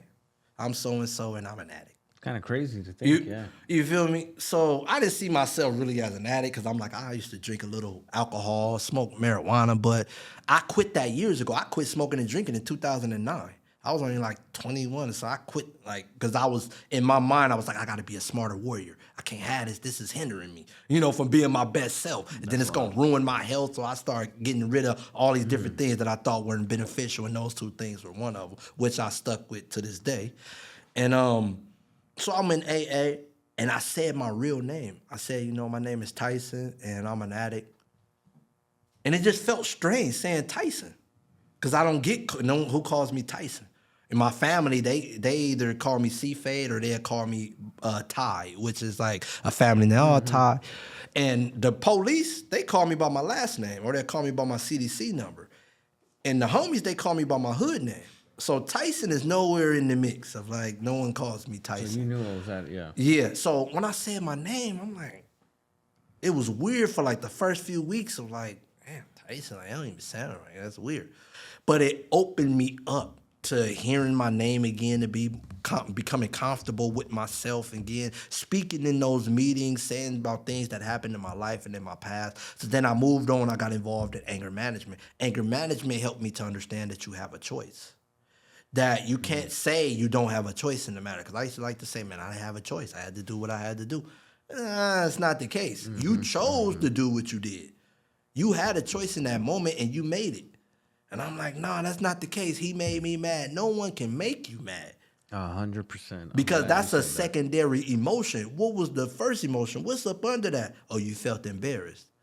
Oh, you felt humiliated. Oh, you felt disrespected. So here come anger. You made me angry. No, he didn't make you angry. You allowed yourself to become angry because of your perspective. If you was to change your perspective around and you was to say, well, those are just words, what he said to me. They really don't matter because they don't define me. You wouldn't become angry because you changed your perspective. So it helped me to understand that. Then I got involved in victim awareness. Victim awareness helped me to understand empathy. That was a deep one, helping me to put myself in my victim's shoes. See how he felt. See how he looked at it from the situation. If you was in that situation, how would you feel? Then I started to look at situations in my life, which most people don't like to do, when they were victims. You feel me? When I got robbed for my bike, when I got jumped, when I felt like I wasn't the strong one in the situation and I felt helpless, you start to look at those things. You start to, so that's how my victim felt. Oh, okay. So now it's opening you up to a different level to learning yourself. And then from one program led to another program led to it. So it's developing me now.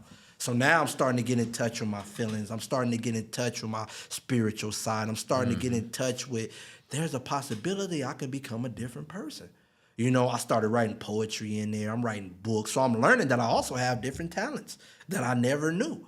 You feel me? So I'm discovering myself in there more and more. So over the years, now, not only am I becoming smarter, but I'm becoming more wiser. I'm becoming more understanding of people and situations and how to map them out. And my heart is starting to become just a little more, I would say, softer, just a little more kinder, to where I'm going to treat people with a different level of respect because I want them to treat me with a different level of respect. So what got me involved... And you're basically describing growing up. You know what I mean? And it sucks. We have to use prison to grow up in order for us to be like, oh, shit. But look, So true. this is years of incarceration and going through many, many struggles, bro. It was so many struggles, man. I want to speak on this, right? Because I think a lot of the kids, they might not understand, but some people who served a lot of time will understand. I would say the coldest thing that I ever felt in there, right? And I don't wish this on nobody, right? Is loneliness. That was one of the coldest feelings. You're surrounded by other prisoners, but loneliness, man, it sinks in so cold. Physical violence on the yard, that's nothing. You feel like I'm built for that. You feel me? You go serve time in the hole or whatever. You like, whatever, that's nothing. Shoot term.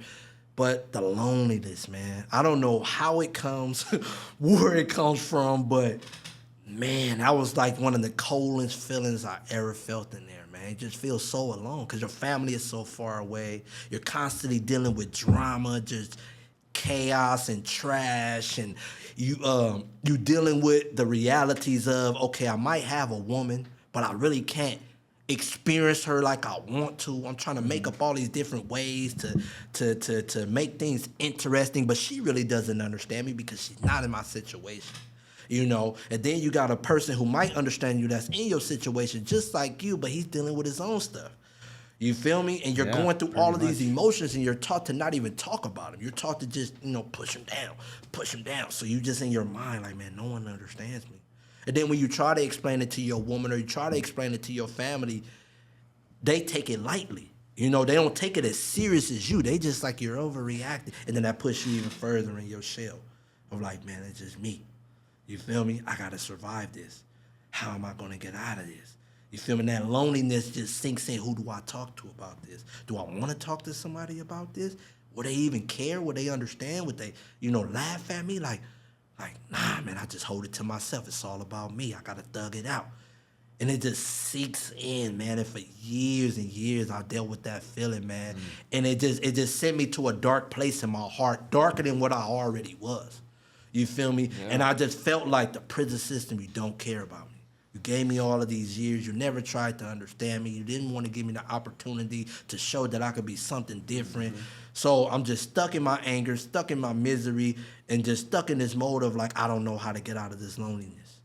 So you know what? I'm going to just continue to behave the way I've been behaving and just get worse and worse as a person, right? So that feeling right there, I'm sure it's other dudes who've been in there who can speak on that. Like, man, it's the coldest feeling I ever felt in my life, bro.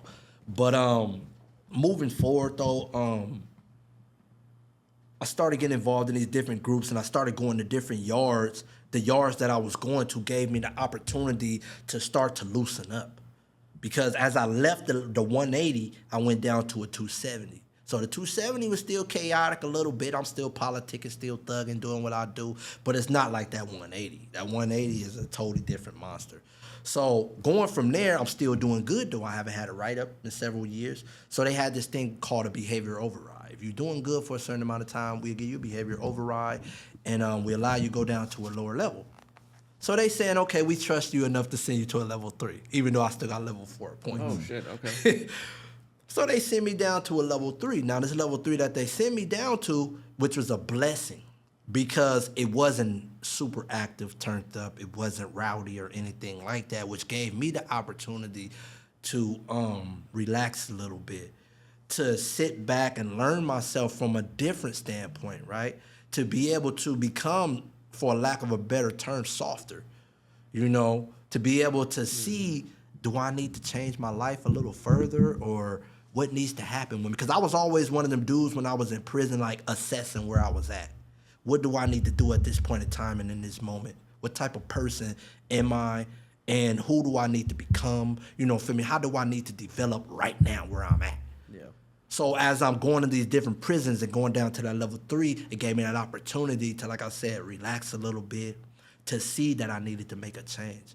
So the female that I was dealing with at this point in time, before I hit the level 3, I was on the 270. I was dealing with this female, and we was talking about having kids, raising a family. How'd you meet the female?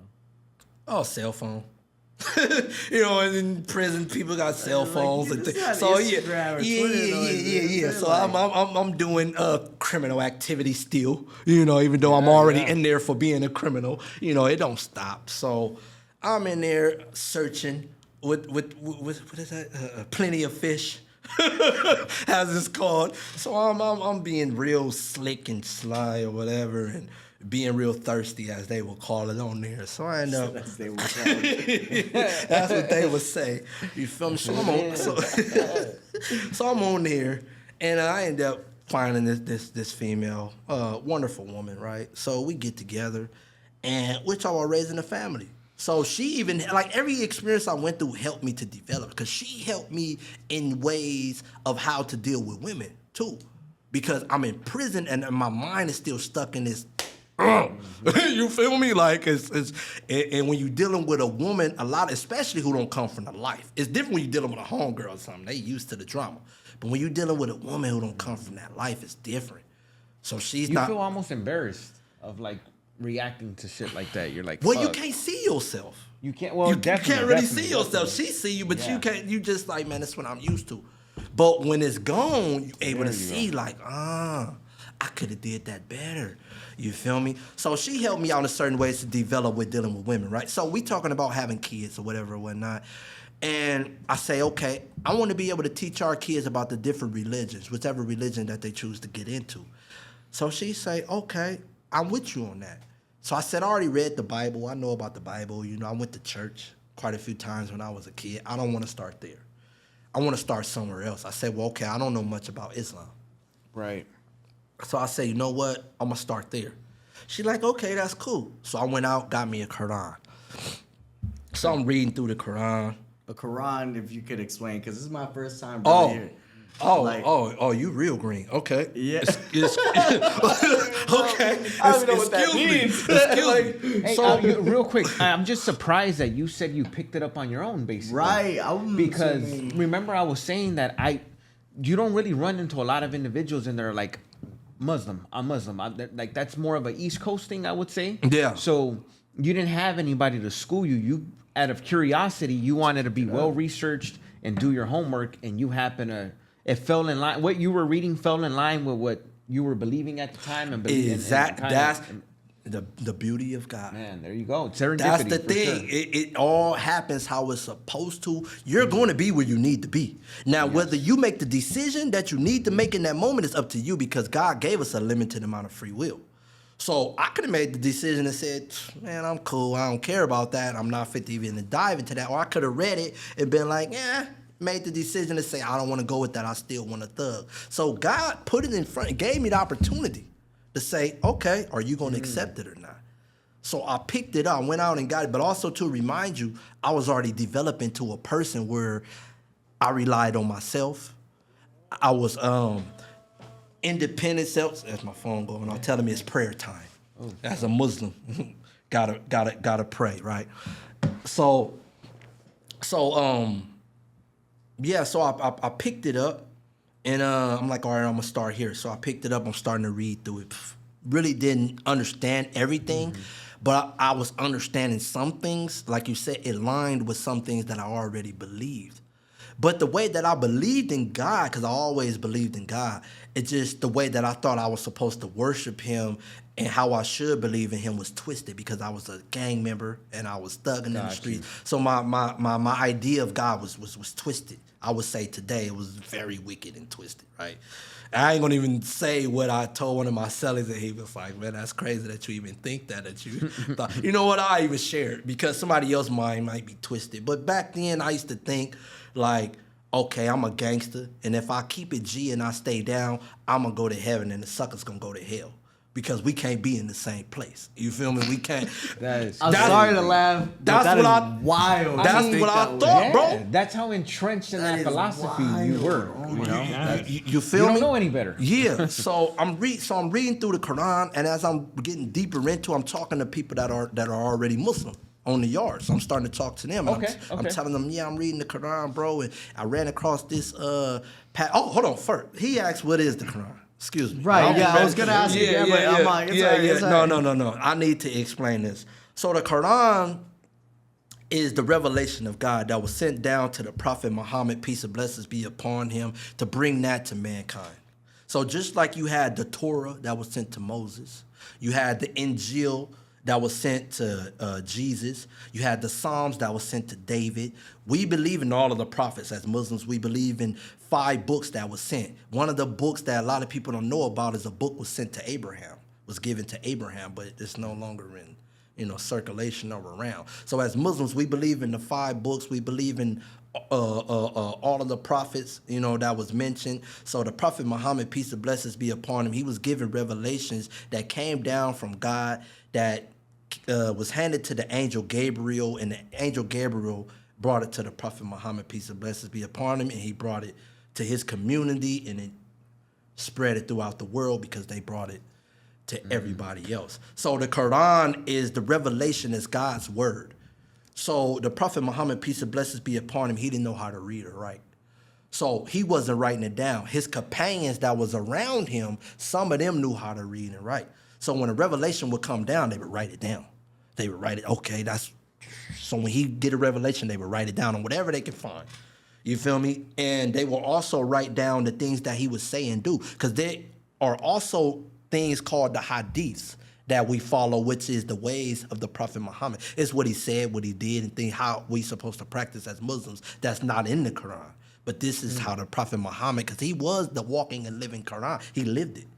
So they would say, the Prophet Muhammad, when he used the bathroom, this is what he would do. Or the Prophet Muhammad, after he prayed, this is what he would do. Or the Prophet Muhammad, he said this about this matter. So this is how we know how to function in our everyday life as a Muslim.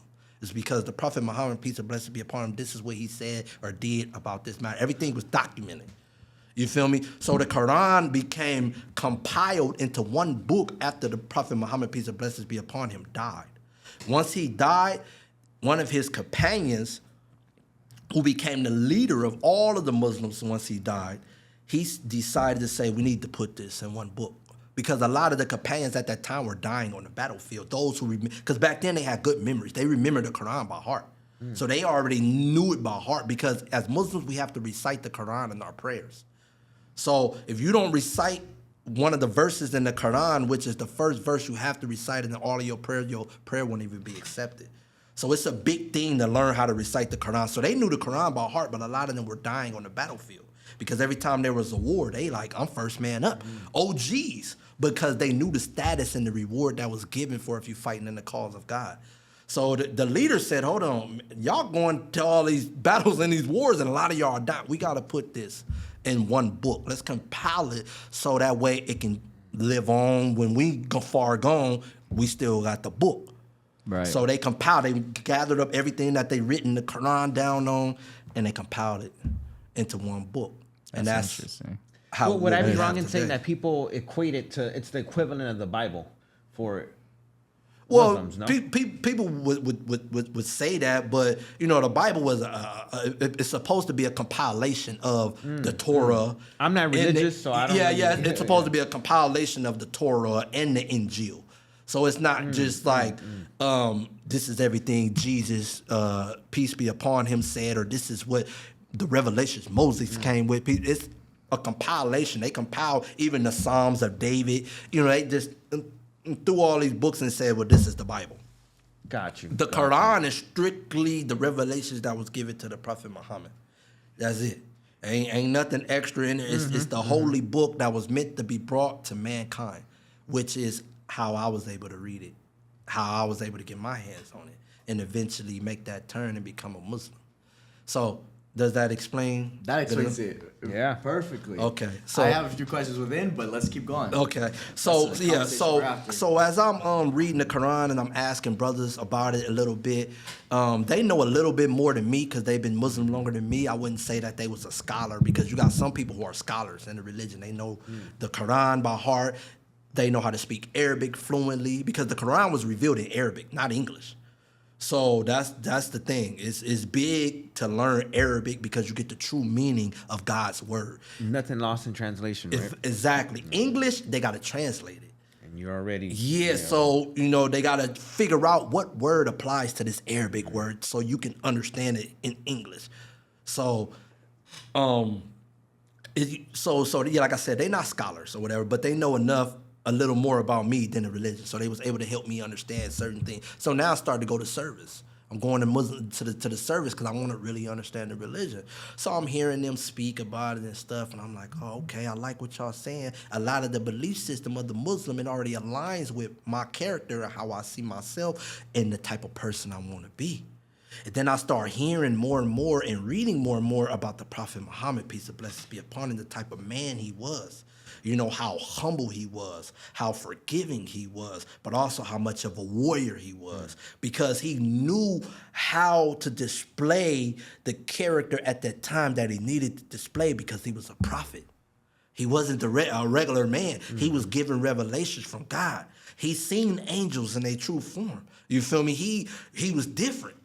So looking at his character and how he conducted himself, how he was willing to forgive certain people and situations and the wisdom that he had, I'm like, man, that's powerful. It gave me a different respect for the religion and it caused me to look at myself a little differently. Like, who do I want to be? What? Important. I want to be like that. So as I'm developing more and more, I get shipped over to the level 3 yard. I'm starting to go to service there. I'm starting to meet more Muslim brothers there. I'm still reading the Quran. And now let me throw this in. I'm no longer with that female anymore. I'm continuing on my journey. Me and her, we done broke up. I done got with another female and some whole other stuff, right? So she's no longer around. I'm doing my thing, but I'm still reading the Quran. I'm still... Oh, okay, and I get you. That was a pivotal moment because you started it to try to teach the kids the religion, but you ended up picking the religion yourself, right? That's how God works. God knows what you need. That's the thing. He knows how to get your attention and be like, this is the direction you should be going in. This is your life now. So I was getting ready to say I got rid of her, but I'm not going to say that. I'm going to say we parted ways. Yeah, just parted ways. Yeah, we parted ways. I got with somebody else or whatnot, and I'm dealing with this female, but I'm still reading the Quran. I'm going to service, and I'm learning more and more about it. And as I'm learning more and more about it, God is showing me, like, this is the lifestyle you don't want to live no more. Why is you continuing to go down this path that you've been going down? You feel me? It's time to make that shift. So I got all this turning within me, and I'm also bringing this up. I was in the cell with my little brother. Me and my little brother met up in prison. Shoot. Real little brother, the one you mentioned in the beginning? Yeah. So damn, but I'm thinking he ended up going a little bit the route you guys went. Once I came to jail, right, and this is something that got me emotional too, and it plays on my mind to this day because there's a verse in the Quran, right, that sticks with me. I pay a lot of attention to because God says in the Holy Quran that on the day of judgment, you're going to bear some of that burden for those you led astray. So the people that you was encouraging, like, man, grab this gun, go do this, beat that dude up, man, rob that lady, or you encourage that for him to go wrong, for him to commit that sin, he's going to bear that burden. It don't lessen his burden, but you take on some of that burden that's real because you guiding him astray. So that's something that I constantly go over in my mind, like, man. So when I get the chance and the opportunity, I try to tell the people who I did lead astray, look, bro, I was wrong. Like, man, I'm sorry. Forgive. I told my little brother that. I'm sorry, bro, for how I influenced you. He wasn't a lifer? Please tell me not a... He wasn't, and he's coming home soon. Good shit. So, but they gave him a lot of time, though. Yeah. Gave More than him a lot yourself? of time. Yeah, 29 years. They gave him 29 years, right? So, but he's coming home, thank God. He'll be home in the next couple of months. So I had the opportunity to link up with him. That's nuts. You know, I haven't seen him. Remember, I haven't seen him since I was in YA. YA, yeah. When he came Up to see me. north, you So by the time I seen him, it's been about 13 years. Wonderful opportunity for both of us to see each other as men. You know, because throughout that part, that's important. Yeah, You guys yeah. are in different stages in life now. Yeah, real talk. And he started off at a level 4. So he was on a level 4 most of his time while I was on a level 4. So we both developing in our own way. So we was able to meet up on his level 3 yard, and it was beautiful, man. For me, it was exactly what I needed. And it gave me the opportunity to see my little bro in a different light and to realize where I went wrong in a lot of areas. Because when we was younger, me and my little bro, we hung out, but at the same time we didn't. You know, because I felt like I was, you know, a little above, or I'm doing more. And, you know, I felt like if you with me, I got to like watch out for you. And so I'm like, nah, I go do dirt by myself and I'm over here doing this. But he was always watching. So he's watching me and he like, man, that's my big bro. Me not knowing that he's just looking up to me and looking at me like, man, that's the guy. So when I got my sentence and I came to jail, from what he told me, it's like, man, I just went crazy. Like, I just went buck wild. Like, man, they done gave my big bro all this time. I don't care about nothing. So now he's thugging in the streets and doing what he's doing, getting his reputation and his name up. So when we met inside this cell, because we know each other through correspondence too, because we was writing to each other from different prisons. We had direct correspondence. But being up close to each other is different. So for me, in my mind, I haven't been around family since I've been in prison. It's just been me. I'm just thugging. Got to figure it out. Got to survive. How many years did you have in at that point? At that point, I had about, I want to say, I think like 14 years. Fuck. That's Like somewhere around there, right? So it got me used to being around family, being around my little brother, me sitting there in the cell with him, talking with him, learning him. It got me the opportunity to see, like, man, I'm actually around family. You know, you need to loosen up a little bit. You Yeah, it's not all about prison. Yeah, you need to soften up a little bit, right? And then when he told me the stories about how he looked up to me and how I influenced him, you know, that just tore my heart, because I'm like, damn, here you sit with me. You feel me? And then, like I said, that verse that's in the Quran, those you led astray, you're going to bear some of that burden on the day of judgment. So I apologize to my little bro. Like, man, whatever I did to you, you know, however I influenced you, man, I apologize for that. Yeah, man. You feel me? Like, that weighs on me to know that my little bro now, he's living the same lifestyle I'm living, going through the same misery that I'm going through, right? But one thing I am grateful for, my little bro, man, his mind flourished so much. He's so sharp, man, in so many different ways, and he's able to fend for himself, handle himself. The man he developed into, man, is beautiful. I probably don't tell him enough, but I'm proud of him, man. Like, yeah, that's my little bro. He's gonna see this. Yeah. He's gonna see this. Yeah. So, did he also adopt like what you're doing now or what you were doing? No, he didn't become Muslim. But look, while I was still studying the religion and I'm going to service, I became a Muslim while he was in the cell with me.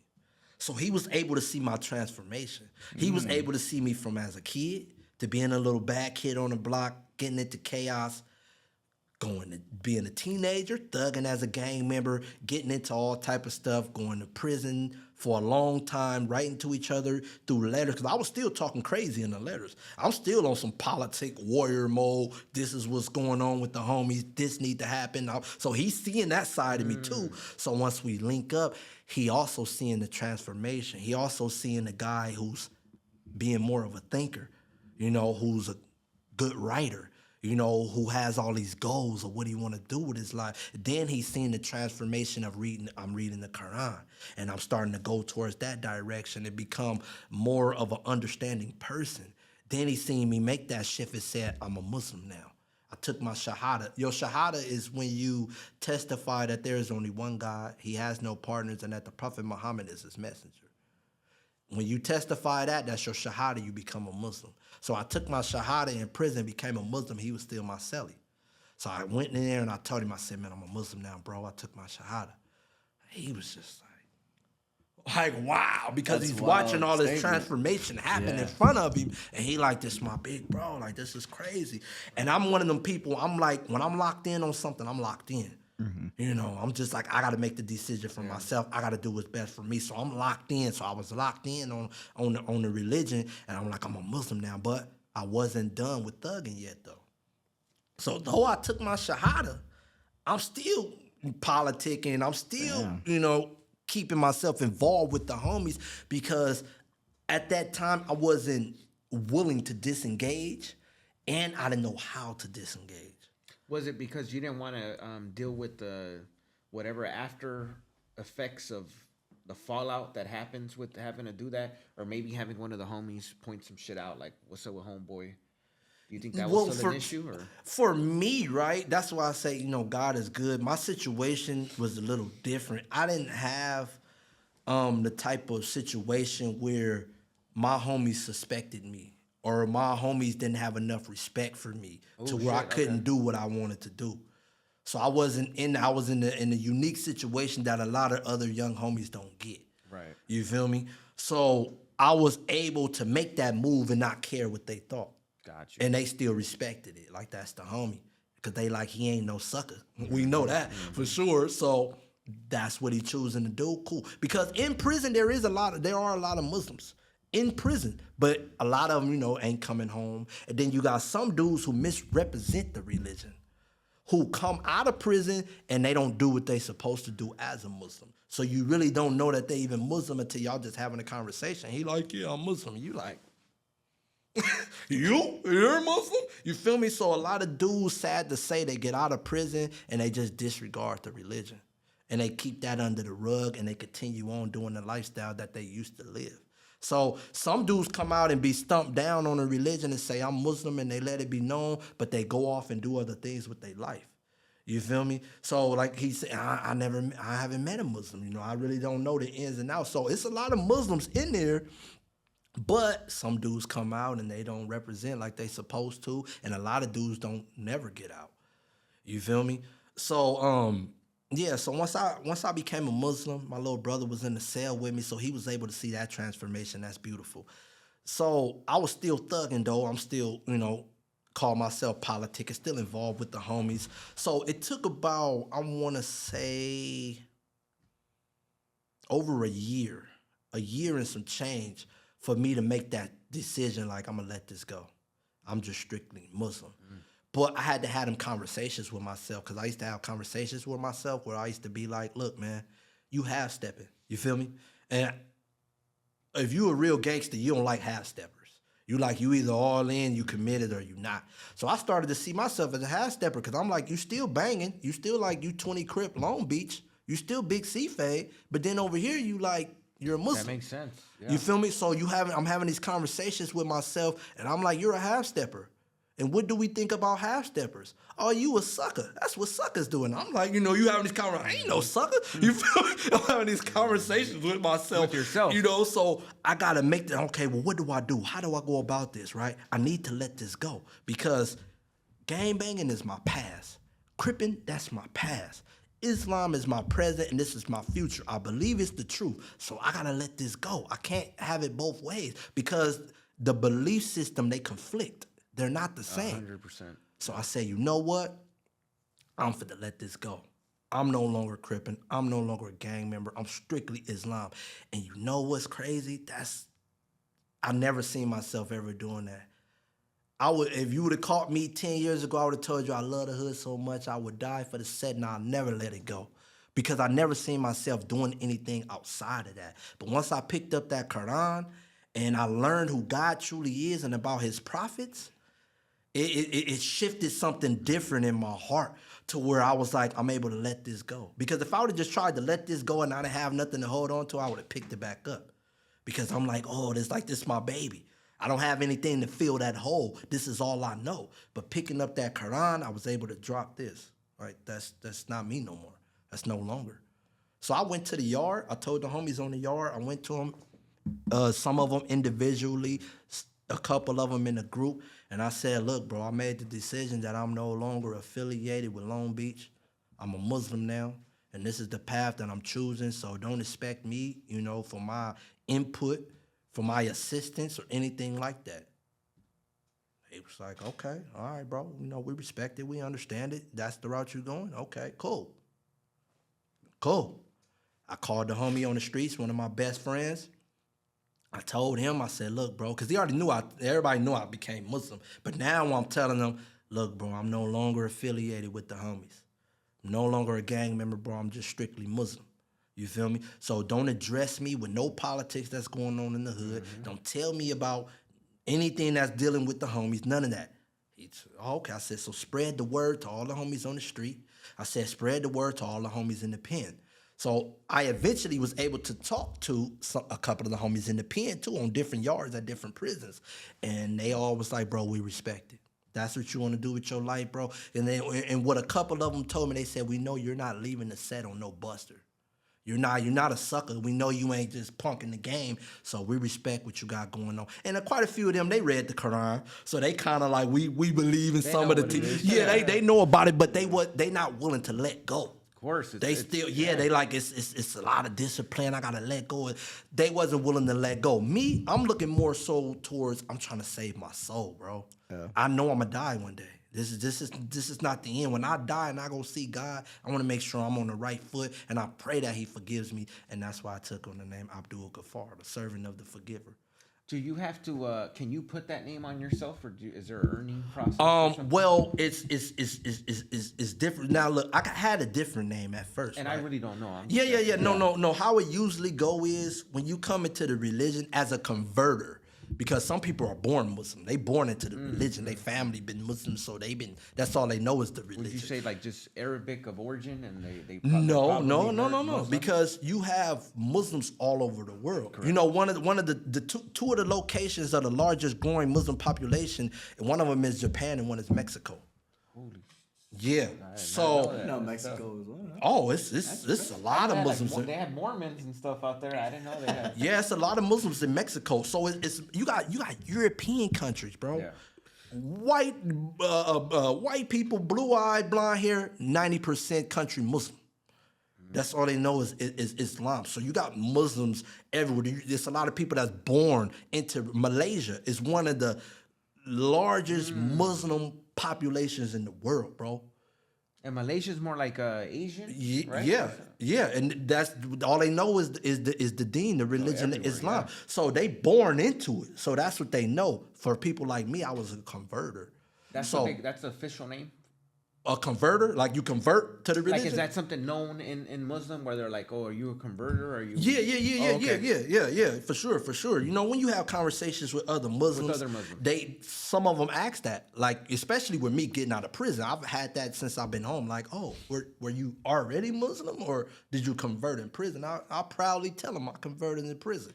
God guided me to the religion. I'm so thankful for that. Mm-hmm. It helped me change my heart and get me away from that foolishness. And they'd be like, oh, okay, you a brother, you part of the religion. Okay, that's what's up.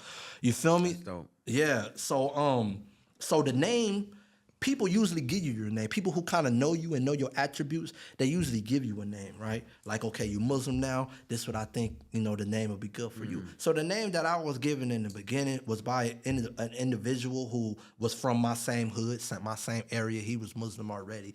So he gave me a name, and he told me what the meaning of the name was. He had got it out of a book, right, of Arabic name. So he handed it to me. I said, okay, I kind of like that name. Got a little ring to it or whatnot. All right, I'm going to run with that. But when I got with one of the other brothers who was like way more knowledgeable, and I'm gonna also say that may God grant that brother great success and bless that brother, because he helped me understand the religion a whole lot before I came home. And I'm so thankful I ran into that guy. But when he met me, he said, what is your name? So I told him my name. He said, For a minute, he didn't really say anything. He just like, okay, what does that name mean? So I told him what the name means. He said, oh. But he knew Arabic. He spoke Arabic fluently because he was born Muslim. He just so happened chose the gangbang and thug, but his family is Muslim. So he got degrees in the religion. He knew the Quran almost entirely by heart. He spoke Arabic fluently. So he was able to teach me things that nobody else since I ran into was able to teach me. So he told me about my name and where it kind of stems from, and the I would say the distaste that kind of it had with it based on a particular individual in history who had the name. So for a minute, I'm like, well, the homie gave me this name, and whoopty whoop whoop, and he like, you want to keep the name? It's your name. It's up to you, right? But over time, I'm like, nah, man, I want something different, right? So I eventually chose my own name. Like, I'm gonna be Abdul Gaffar, the servant of the forgiver. Do you have to say both at the same time? Yes, Or yes. you You just say can't. You can't Abdul? just being Gaffar. You're not Gaffar. You're not the forgiver. Okay. God is the forgiver. So Abdul means servant.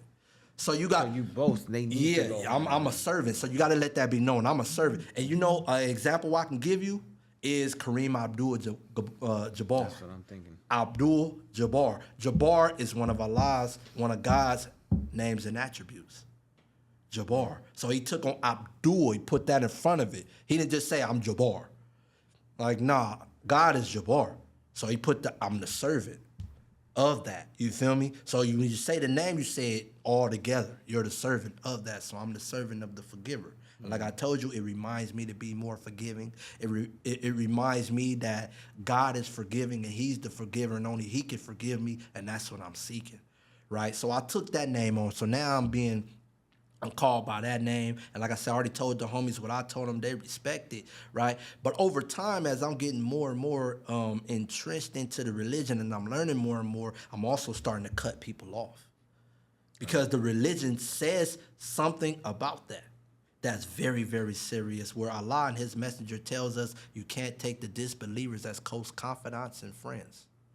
They're not your friends because they believe in something totally different than you. It's going to contradict. They don't believe in God, nor do they believe in his messenger. Because if they did, they'd be Muslim.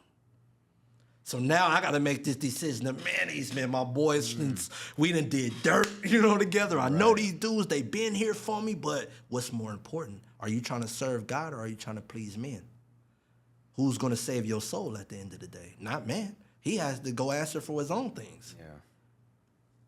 I had to make that decision to make that cut, bro. I eventually went to the parole board. They denied me my first time, said, come back in 3 years. You're not ready. We don't feel you're ready. You're still a danger to society. It took me a minute to kind of get over that feeling, about 9 months, where I was just like, because my family, I know they was hurting behind the decision, but I stayed on track. You went back a second time? Went back a second time. I came back with even more work. I came back even more well-spoken. I was able to explain myself and my situation. I was in there for 3.5 hours, sitting there talking to them. Which is a good sign? That's a lot of question asking and a lot of talking. So it don't matter about the time because people been in there in shorter time than that and they let them go. Okay. But as you can see, I don't mind articulating myself and talking. So they sat there and just listened and watched. I'm like, oh, okay. And what was the end result of that one, the second They time? took 15 minutes to deliberate and came back and said, we see that you're no longer a threat to society. We see that you're not that same person that we reading about in this file. You came in here, you spoke for yourself, you earned your freedom. We letting you go. Now, this is the thing. A week before I was supposed to go home, the governor got involved and tried to stop my release. What? Based on the site gave me a high evaluation for violence. So when I went to the hearing the first time, I had that high evaluation for violence. So they was able to hold that against me. Like the psych said, you're high for violence. Even though you haven't had a write-up in 4.5 years, the psych said you have a high for violence based on your past. Mm-hmm. So, okay, they denied me. I went back in there with that same high because I filed for a petition to advance. Once I did everything that they told me to do, I said, I'm going to come back. And I filed for my petition to advance. They approved it. Yeah, they said, come back. We want to see you. We don't think you need to serve the rest of that time we denied you for. Boom, I went in there, spoke for myself, went in there with my kufi on, representing my religion. Kufi, that's what it's called? Yeah, Okay. This is called a kufi. This right here. I wanted to ask, but I didn't know how to. I knew the name and I know a lot of the stuff. I've watched a lot of, I'm a YouTube dude, so I'm a DIY type of guy. So anything I don't know, you can literally deadass find it on YouTube, so I'm familiar with it. But, I never, I have. I've talked to people in person about, about the religion and stuff like that. But just not a podcast. Definitely not a damn podcast. Right, that so, part. You know, I appreciate you for sharing that stuff. Yeah. Stuff that we haven't been privy to. Yeah, real talk. So yeah, the cool is just you see somebody with this, you know, people try to use it as a fashion thing now. You might see a dude, he might not be Muslim, but 9 times out of 10 he's a Muslim. And this is how we recognize each other. It's not just our character because people, you could be a non-Muslim and have a good character, like he's a good guy. Yeah. You feel me? So I know one of them was the not shaving too. Oh yeah, right? You don't shave your beard. Yeah, that's why I didn't used to have all this. You know, even when I first became Muslim, I'm like, man, I gotta grow I like my goatee. You feel me? Trim it though? You can trim him down, but okay. Keep the beard though. Keep the sides and keep the beard. That's why most people they just let it just grow long because the Prophet Muhammad, peace and blessings be upon him, he said that's what a man does.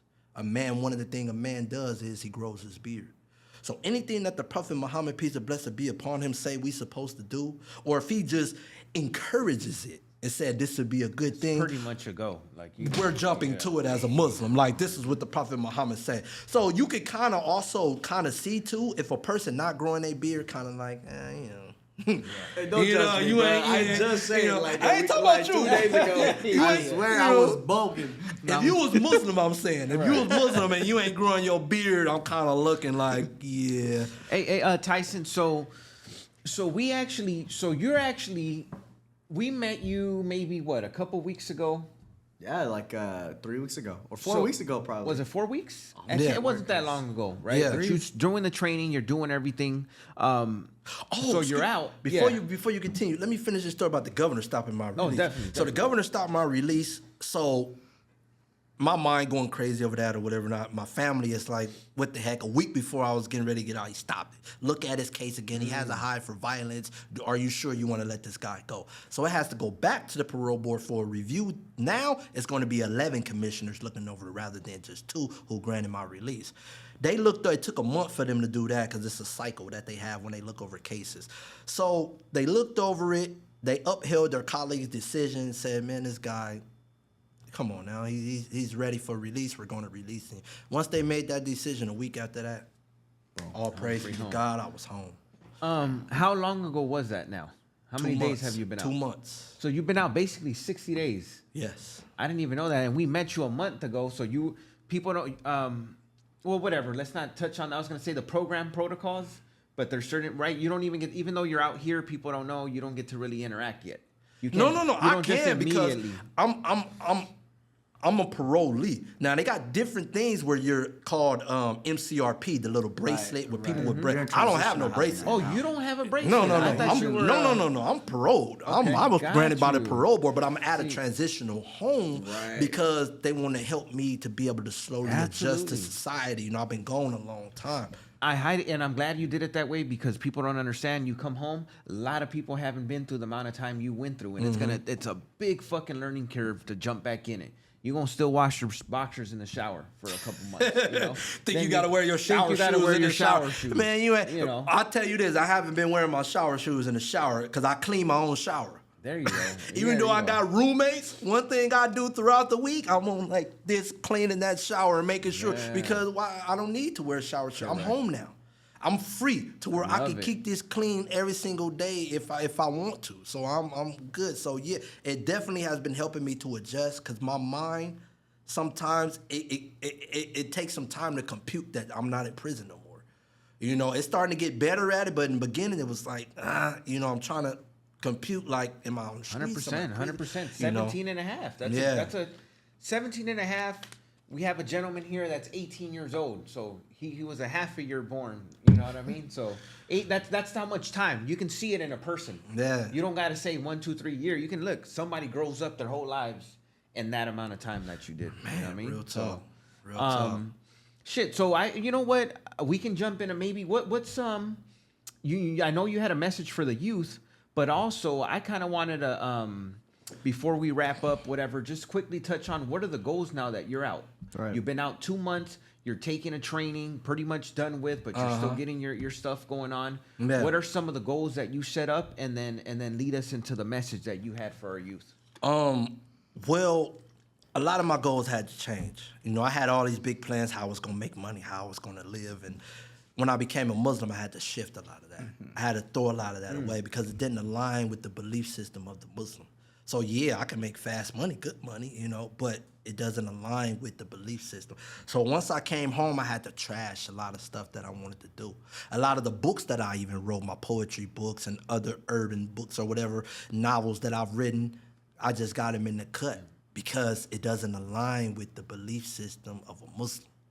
So I can't even, I could use it, but then I'll be bringing a sin upon myself because now I'm promoting that out into the world. So I pretty much started from scratch of like, okay, what am I going to do? Even my personal training business, I was going to become a personal trainer, fitness trainer. I can, but I had to revise my plans with it because as a Muslim, you're not supposed to be alone with females who are not unmarriageable relative or your wife.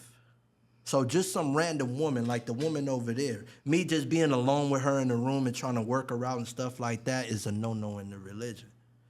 Because now, yeah, it's a no-no. So I had to switch that up. Like, okay, how can I still do my personal training without putting myself in a situation to be suspected of something or even be tempted of something or committing a sin? So I had to go back and revise that and put that on ice for a little bit and say, okay, I'm going to put a twist on it. I'm going to start to do it like this. I'm going to do it like that and come back and present it to myself again and say, okay, now we can move forward. So me becoming a personal trainer and me helping people with their nutrition and their fitness is still on the books. I'm still going to do that, but I had to revise it though. So that's one of the things I held on to, but had to take a second look at. I'm going to school right now at PV Jobs to become a plumber. So that's something that I'm very grateful for because they are giving me the opportunity to actually establish myself out here in this world and build a career for myself. You know, this is beyond just having a job. You fit to build a career that you can feed family after family after family member off of, generation after generation. Not only that, establish yourself, you know, financially and do something that's worthwhile. That, you know, I would actually enjoy. So them allowing me to come here, PV Jobs, and further my skill set, I'm loving it, bro. So that's something that I got plans on right now is becoming a plumber. I also want to get into the podcast field a little bit, but I haven't really figured that out just yet because that was one of my plans that I had. But at that time, I didn't know enough about the religion yet either. So I had to put that on ice. See how can I revise that to where once I bring it to the forefront, I make sure that I'm not touching on things or doing things that goes against the religion or that promotes the religion in a bad light. So that's on ice right now, but it's something I do want to do. I also want to get involved with the youth because while I was in prison, I was doing a lot of speaking to the youth. They used to bring the youth in here. It wasn't Scared Straight, you know, because a lot of people think, we touched on that. Yeah, like that's gonna help somebody. That shit don't help nobody. And Scared Straight helps nobody, bro. So it wasn't Scared Straight. It would help me. I feel like it would, but it's like, it would. When you used to bullets flying at you or you ducking, like, you kind of like, Scared Straight don't scare me. You've been hearing that shit from your uncles, from your mom, from your fucking brothers, every day. It's nothing new. You're like, what the fuck? That's my uncle Joe over there talking about don't come to prison. You're like, what? Yeah, but he done been to prison about 3 times. But I think they found that it not to work. So, there's a literature out there. It's found proven not to be as effective as No, just in case the audience they were like, no, it might work. No. Scared Straight does not work. So we didn't have a Scared Straight program. What we had was different people stepping up to the forefront and telling their stories from different angles and about different topics. So some people would talk about women in their life. Some people would talk about drug addiction. For me, I was one of the speakers that they chose, and I spoke about gang violence, gang banging, and change. How I was able to change. So that's what I would talk to the youth about, and what would fascinate them so much was how old I was, how young. Question: how old are you? Oh, I don't know if you're 28 or 36, 35. Yeah. Well, you know, prison preserved me a little bit. Thank God for that. But as of right now, I'm 33. I'll be 34 next month. Excuse me, not next month. We already in May. I'll be 34 next week. Next week, I'll be 34. What day is your birthday? The 19th. Dang. I'm making by how many? Okay. Few days. Couple days. My little brother's birthday is actually today. Oh, snap. happy Happy birthday birthday to to your bro. bro. Yeah. What's So I'm 33 as of right now. If it be the will of God, I'll live to see 34. 100%. Yeah. 100%. So the youth, I want to talk to the youth like I used to do in there and tell my story to them in there and how they used to be just so mind I can't even find the word, but how they just was so awed by how young I was. Came in at 16 and they're like, how old did you start banging? Like, and you been in here all this time, and they just like, wow. And they looking at themselves like I'm only like 13. I'm 15. So wow. And I'm Yeah. like, bro, This is a possibility for you, too, if you Yeah, and keep you already continuing. heading down that path, right? Like I seen a kid. I'm gonna tell a story. I seen a kid. I was out with one of my Muslim brothers. We went to go eat at a halal restaurant, and this kid there. He's like 13. His uncle been to the pen already. He served like 5 years in the feds. So while we eating, he's telling us like, yeah, my little nephew, man, he's a little knucklehead. You know, he out here trying to sell drugs, and he want to do this and that, right? So me and the brother that I was with, he already served 26, and he just got out 9 months ago. I served 17 and a half, and at that time, I've been out like a month and a half, right? So I'm sharing with this kid, right? I said, look, man, the beauty about you that you have right now is your heart is not dark yet. You just now dibbling and dabbling in the life. So it hasn't sunk all the way in you to where you can't see straight. Right now is when you make that turn, bro. Don't wait until you get so involved to where you can't even think straight and all you can see is, I gotta get this money. I gotta go commit this crime. I gotta put in work. Right now, you got the golden opportunity to hear a message from me, to hear a message from my brother, and to hear a message from your uncle who been to the pen too, who telling you like, bro, make that shift now. Don't wait. The money that you little change of crumbs that you're making now is not worth it. And when you go to jail, you go to juvenile halls, it escalates. You go to juvenile hall. From juvenile hall, you go to camp. From camp, you go to YA. From YA, you go to the penitentiary, and you stuck there for the next 10, 15 years of your life, possibly life. You feel me? Very high possibility of life. High, and I told them people will not blink an eye about giving you all that time. Not at all. They will send you upstate. So I said, and you're in a golden opportunity to where you got an uncle who been through it, who can tell you the things that he been through and show you don't want to do that, and you could take a different route. Your uncle is working right now at a restaurant showing you how to make legit money, how to provide for your family, how to be a stand-up man. You feel me? I said, take advantage of that because a lot of people don't get that, bro. They don't get that advantage. I had most of the people around me influencing me to do all the wrong. So you got somebody here influencing you and telling you don't do it, do the right, bro. So I just want to share that little story right there. He act like he was soaking it up, but that golden opportunity, it made me feel so good to have that moment. To be able to share with him, look, bro, I was young when I went in. God caused me and allowed me to go through that, but he allowed me to come back out here, and now I'm standing here in front of you. Telling you, bro, I'm going to be you in the future if you continue to think selling the little drugs, hanging with the homies is what you want to do, bro. Because it only darkens your heart. And that's all it does, bro. And once that get in you, it's hard to get up out of you, man. It's going to take years and years and years of work to try to get it up out of you. So speaking to the youth, it's something I'm seeking to do eventually. You know, I'm on parole right now. I'm limited on my movements. And not only that, I'm still trying to learn how to navigate being home after all these years. But eventually, I have to go back. Yeah. You know, I have to go back. And I also want to say this as well. You know, I spoke about my victim. You know, he already know who he is. I don't even need to say his name. And the individuals who know about my crime, they know who he is. Regardless of the fact that we was gangbanging, we were kids trying to figure out our way. We both were misguided. We both were trying to live up to something that we thought was the truth, and it wasn't the truth, bro. We was given the profile that our older brothers was given and everybody else was given, right? And led us down a path of destruction. So regardless of whatever happened, I had no right to shoot him and try to kill him. I had no right to do that. Regardless of what our belief system was at that time, we wasn't living right at all. So thank God he didn't die. You know, he still has the opportunity to live his life, you know, and I pray that God forgives me for the transgression that I committed against that man. But we was living wicked lives, bro. We was living totally wicked. And one thing I would say to the youth today is you're not in prison. You're on the streets. You still got the opportunity to hug your mother, hug your father, and make something of yourself. You have the time. Time is precious, man. You have it right now.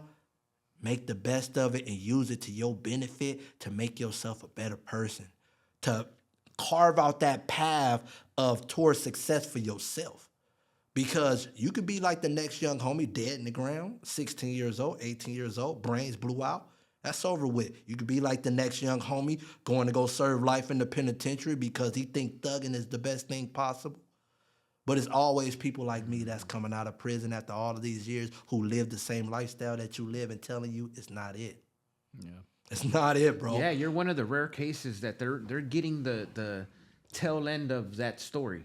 You know, and a lot of people don't get to hear it because some people don't make it to tell the fucking story. You're actually, you know, you went through the ringer and you're here to tell it. You know what I mean? You actually have the end part. And the end part is 17 and a half years later, here you go. Is that something you want? You know what I mean? You got to think, a lot of these kids that might be listening or looking haven't even lived 17 years. Exactly. So you weren't even born when I was even serving time, man. So I would say just evaluate your life, right? And seek to make the best decisions possible for yourself, to put yourself in the best position to be a better person, bro. Yeah. Because opportunities are going to come. They're going to come for you to make that shift. It's all about, are you going to take it? Because you still have that limited amount of free will to make that decision, bro. And I would encourage you, when you see your way out, take it. I don't mean take it in no way where you're a sucker and you do some old. No, you call yourself a gangster. All right, that's what you is. Don't do no sucker activity to try. No, just make that turn, bro. Yeah. Make that shift and say, you know what, I can do better. Yeah. You know, there's more in me than what I've been displaying, and I'm going to investigate that and do something better with my life and serve my parents. You know, serve my little sister, serve my little brother, and set that example for them. Yep. You feel me? Just because you're doing right in life, that don't make you a sucker or a buster or somebody that's scared. Mm-hmm. No, because I'm going to tell you right now, the Muslim is not a coward. And he's not scary, but we seek to do the right thing. We seek to do the positive thing. We seek to set that example for people to want to follow. So why don't you step up, young man or young woman, and be that example that people say, okay, I want to follow that.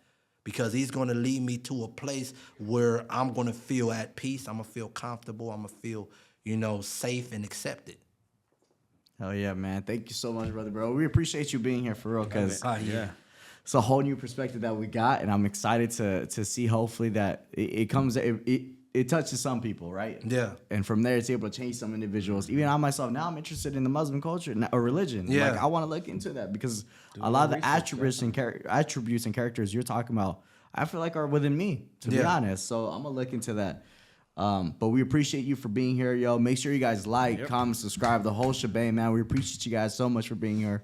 We appreciate you. Shout out Tyson. Thank y'all. Hell yeah, y'all want to tuned. reach out, just put it in the comments. We'll reach out, put an email, something like that. We can get to you. I think our email's in the description.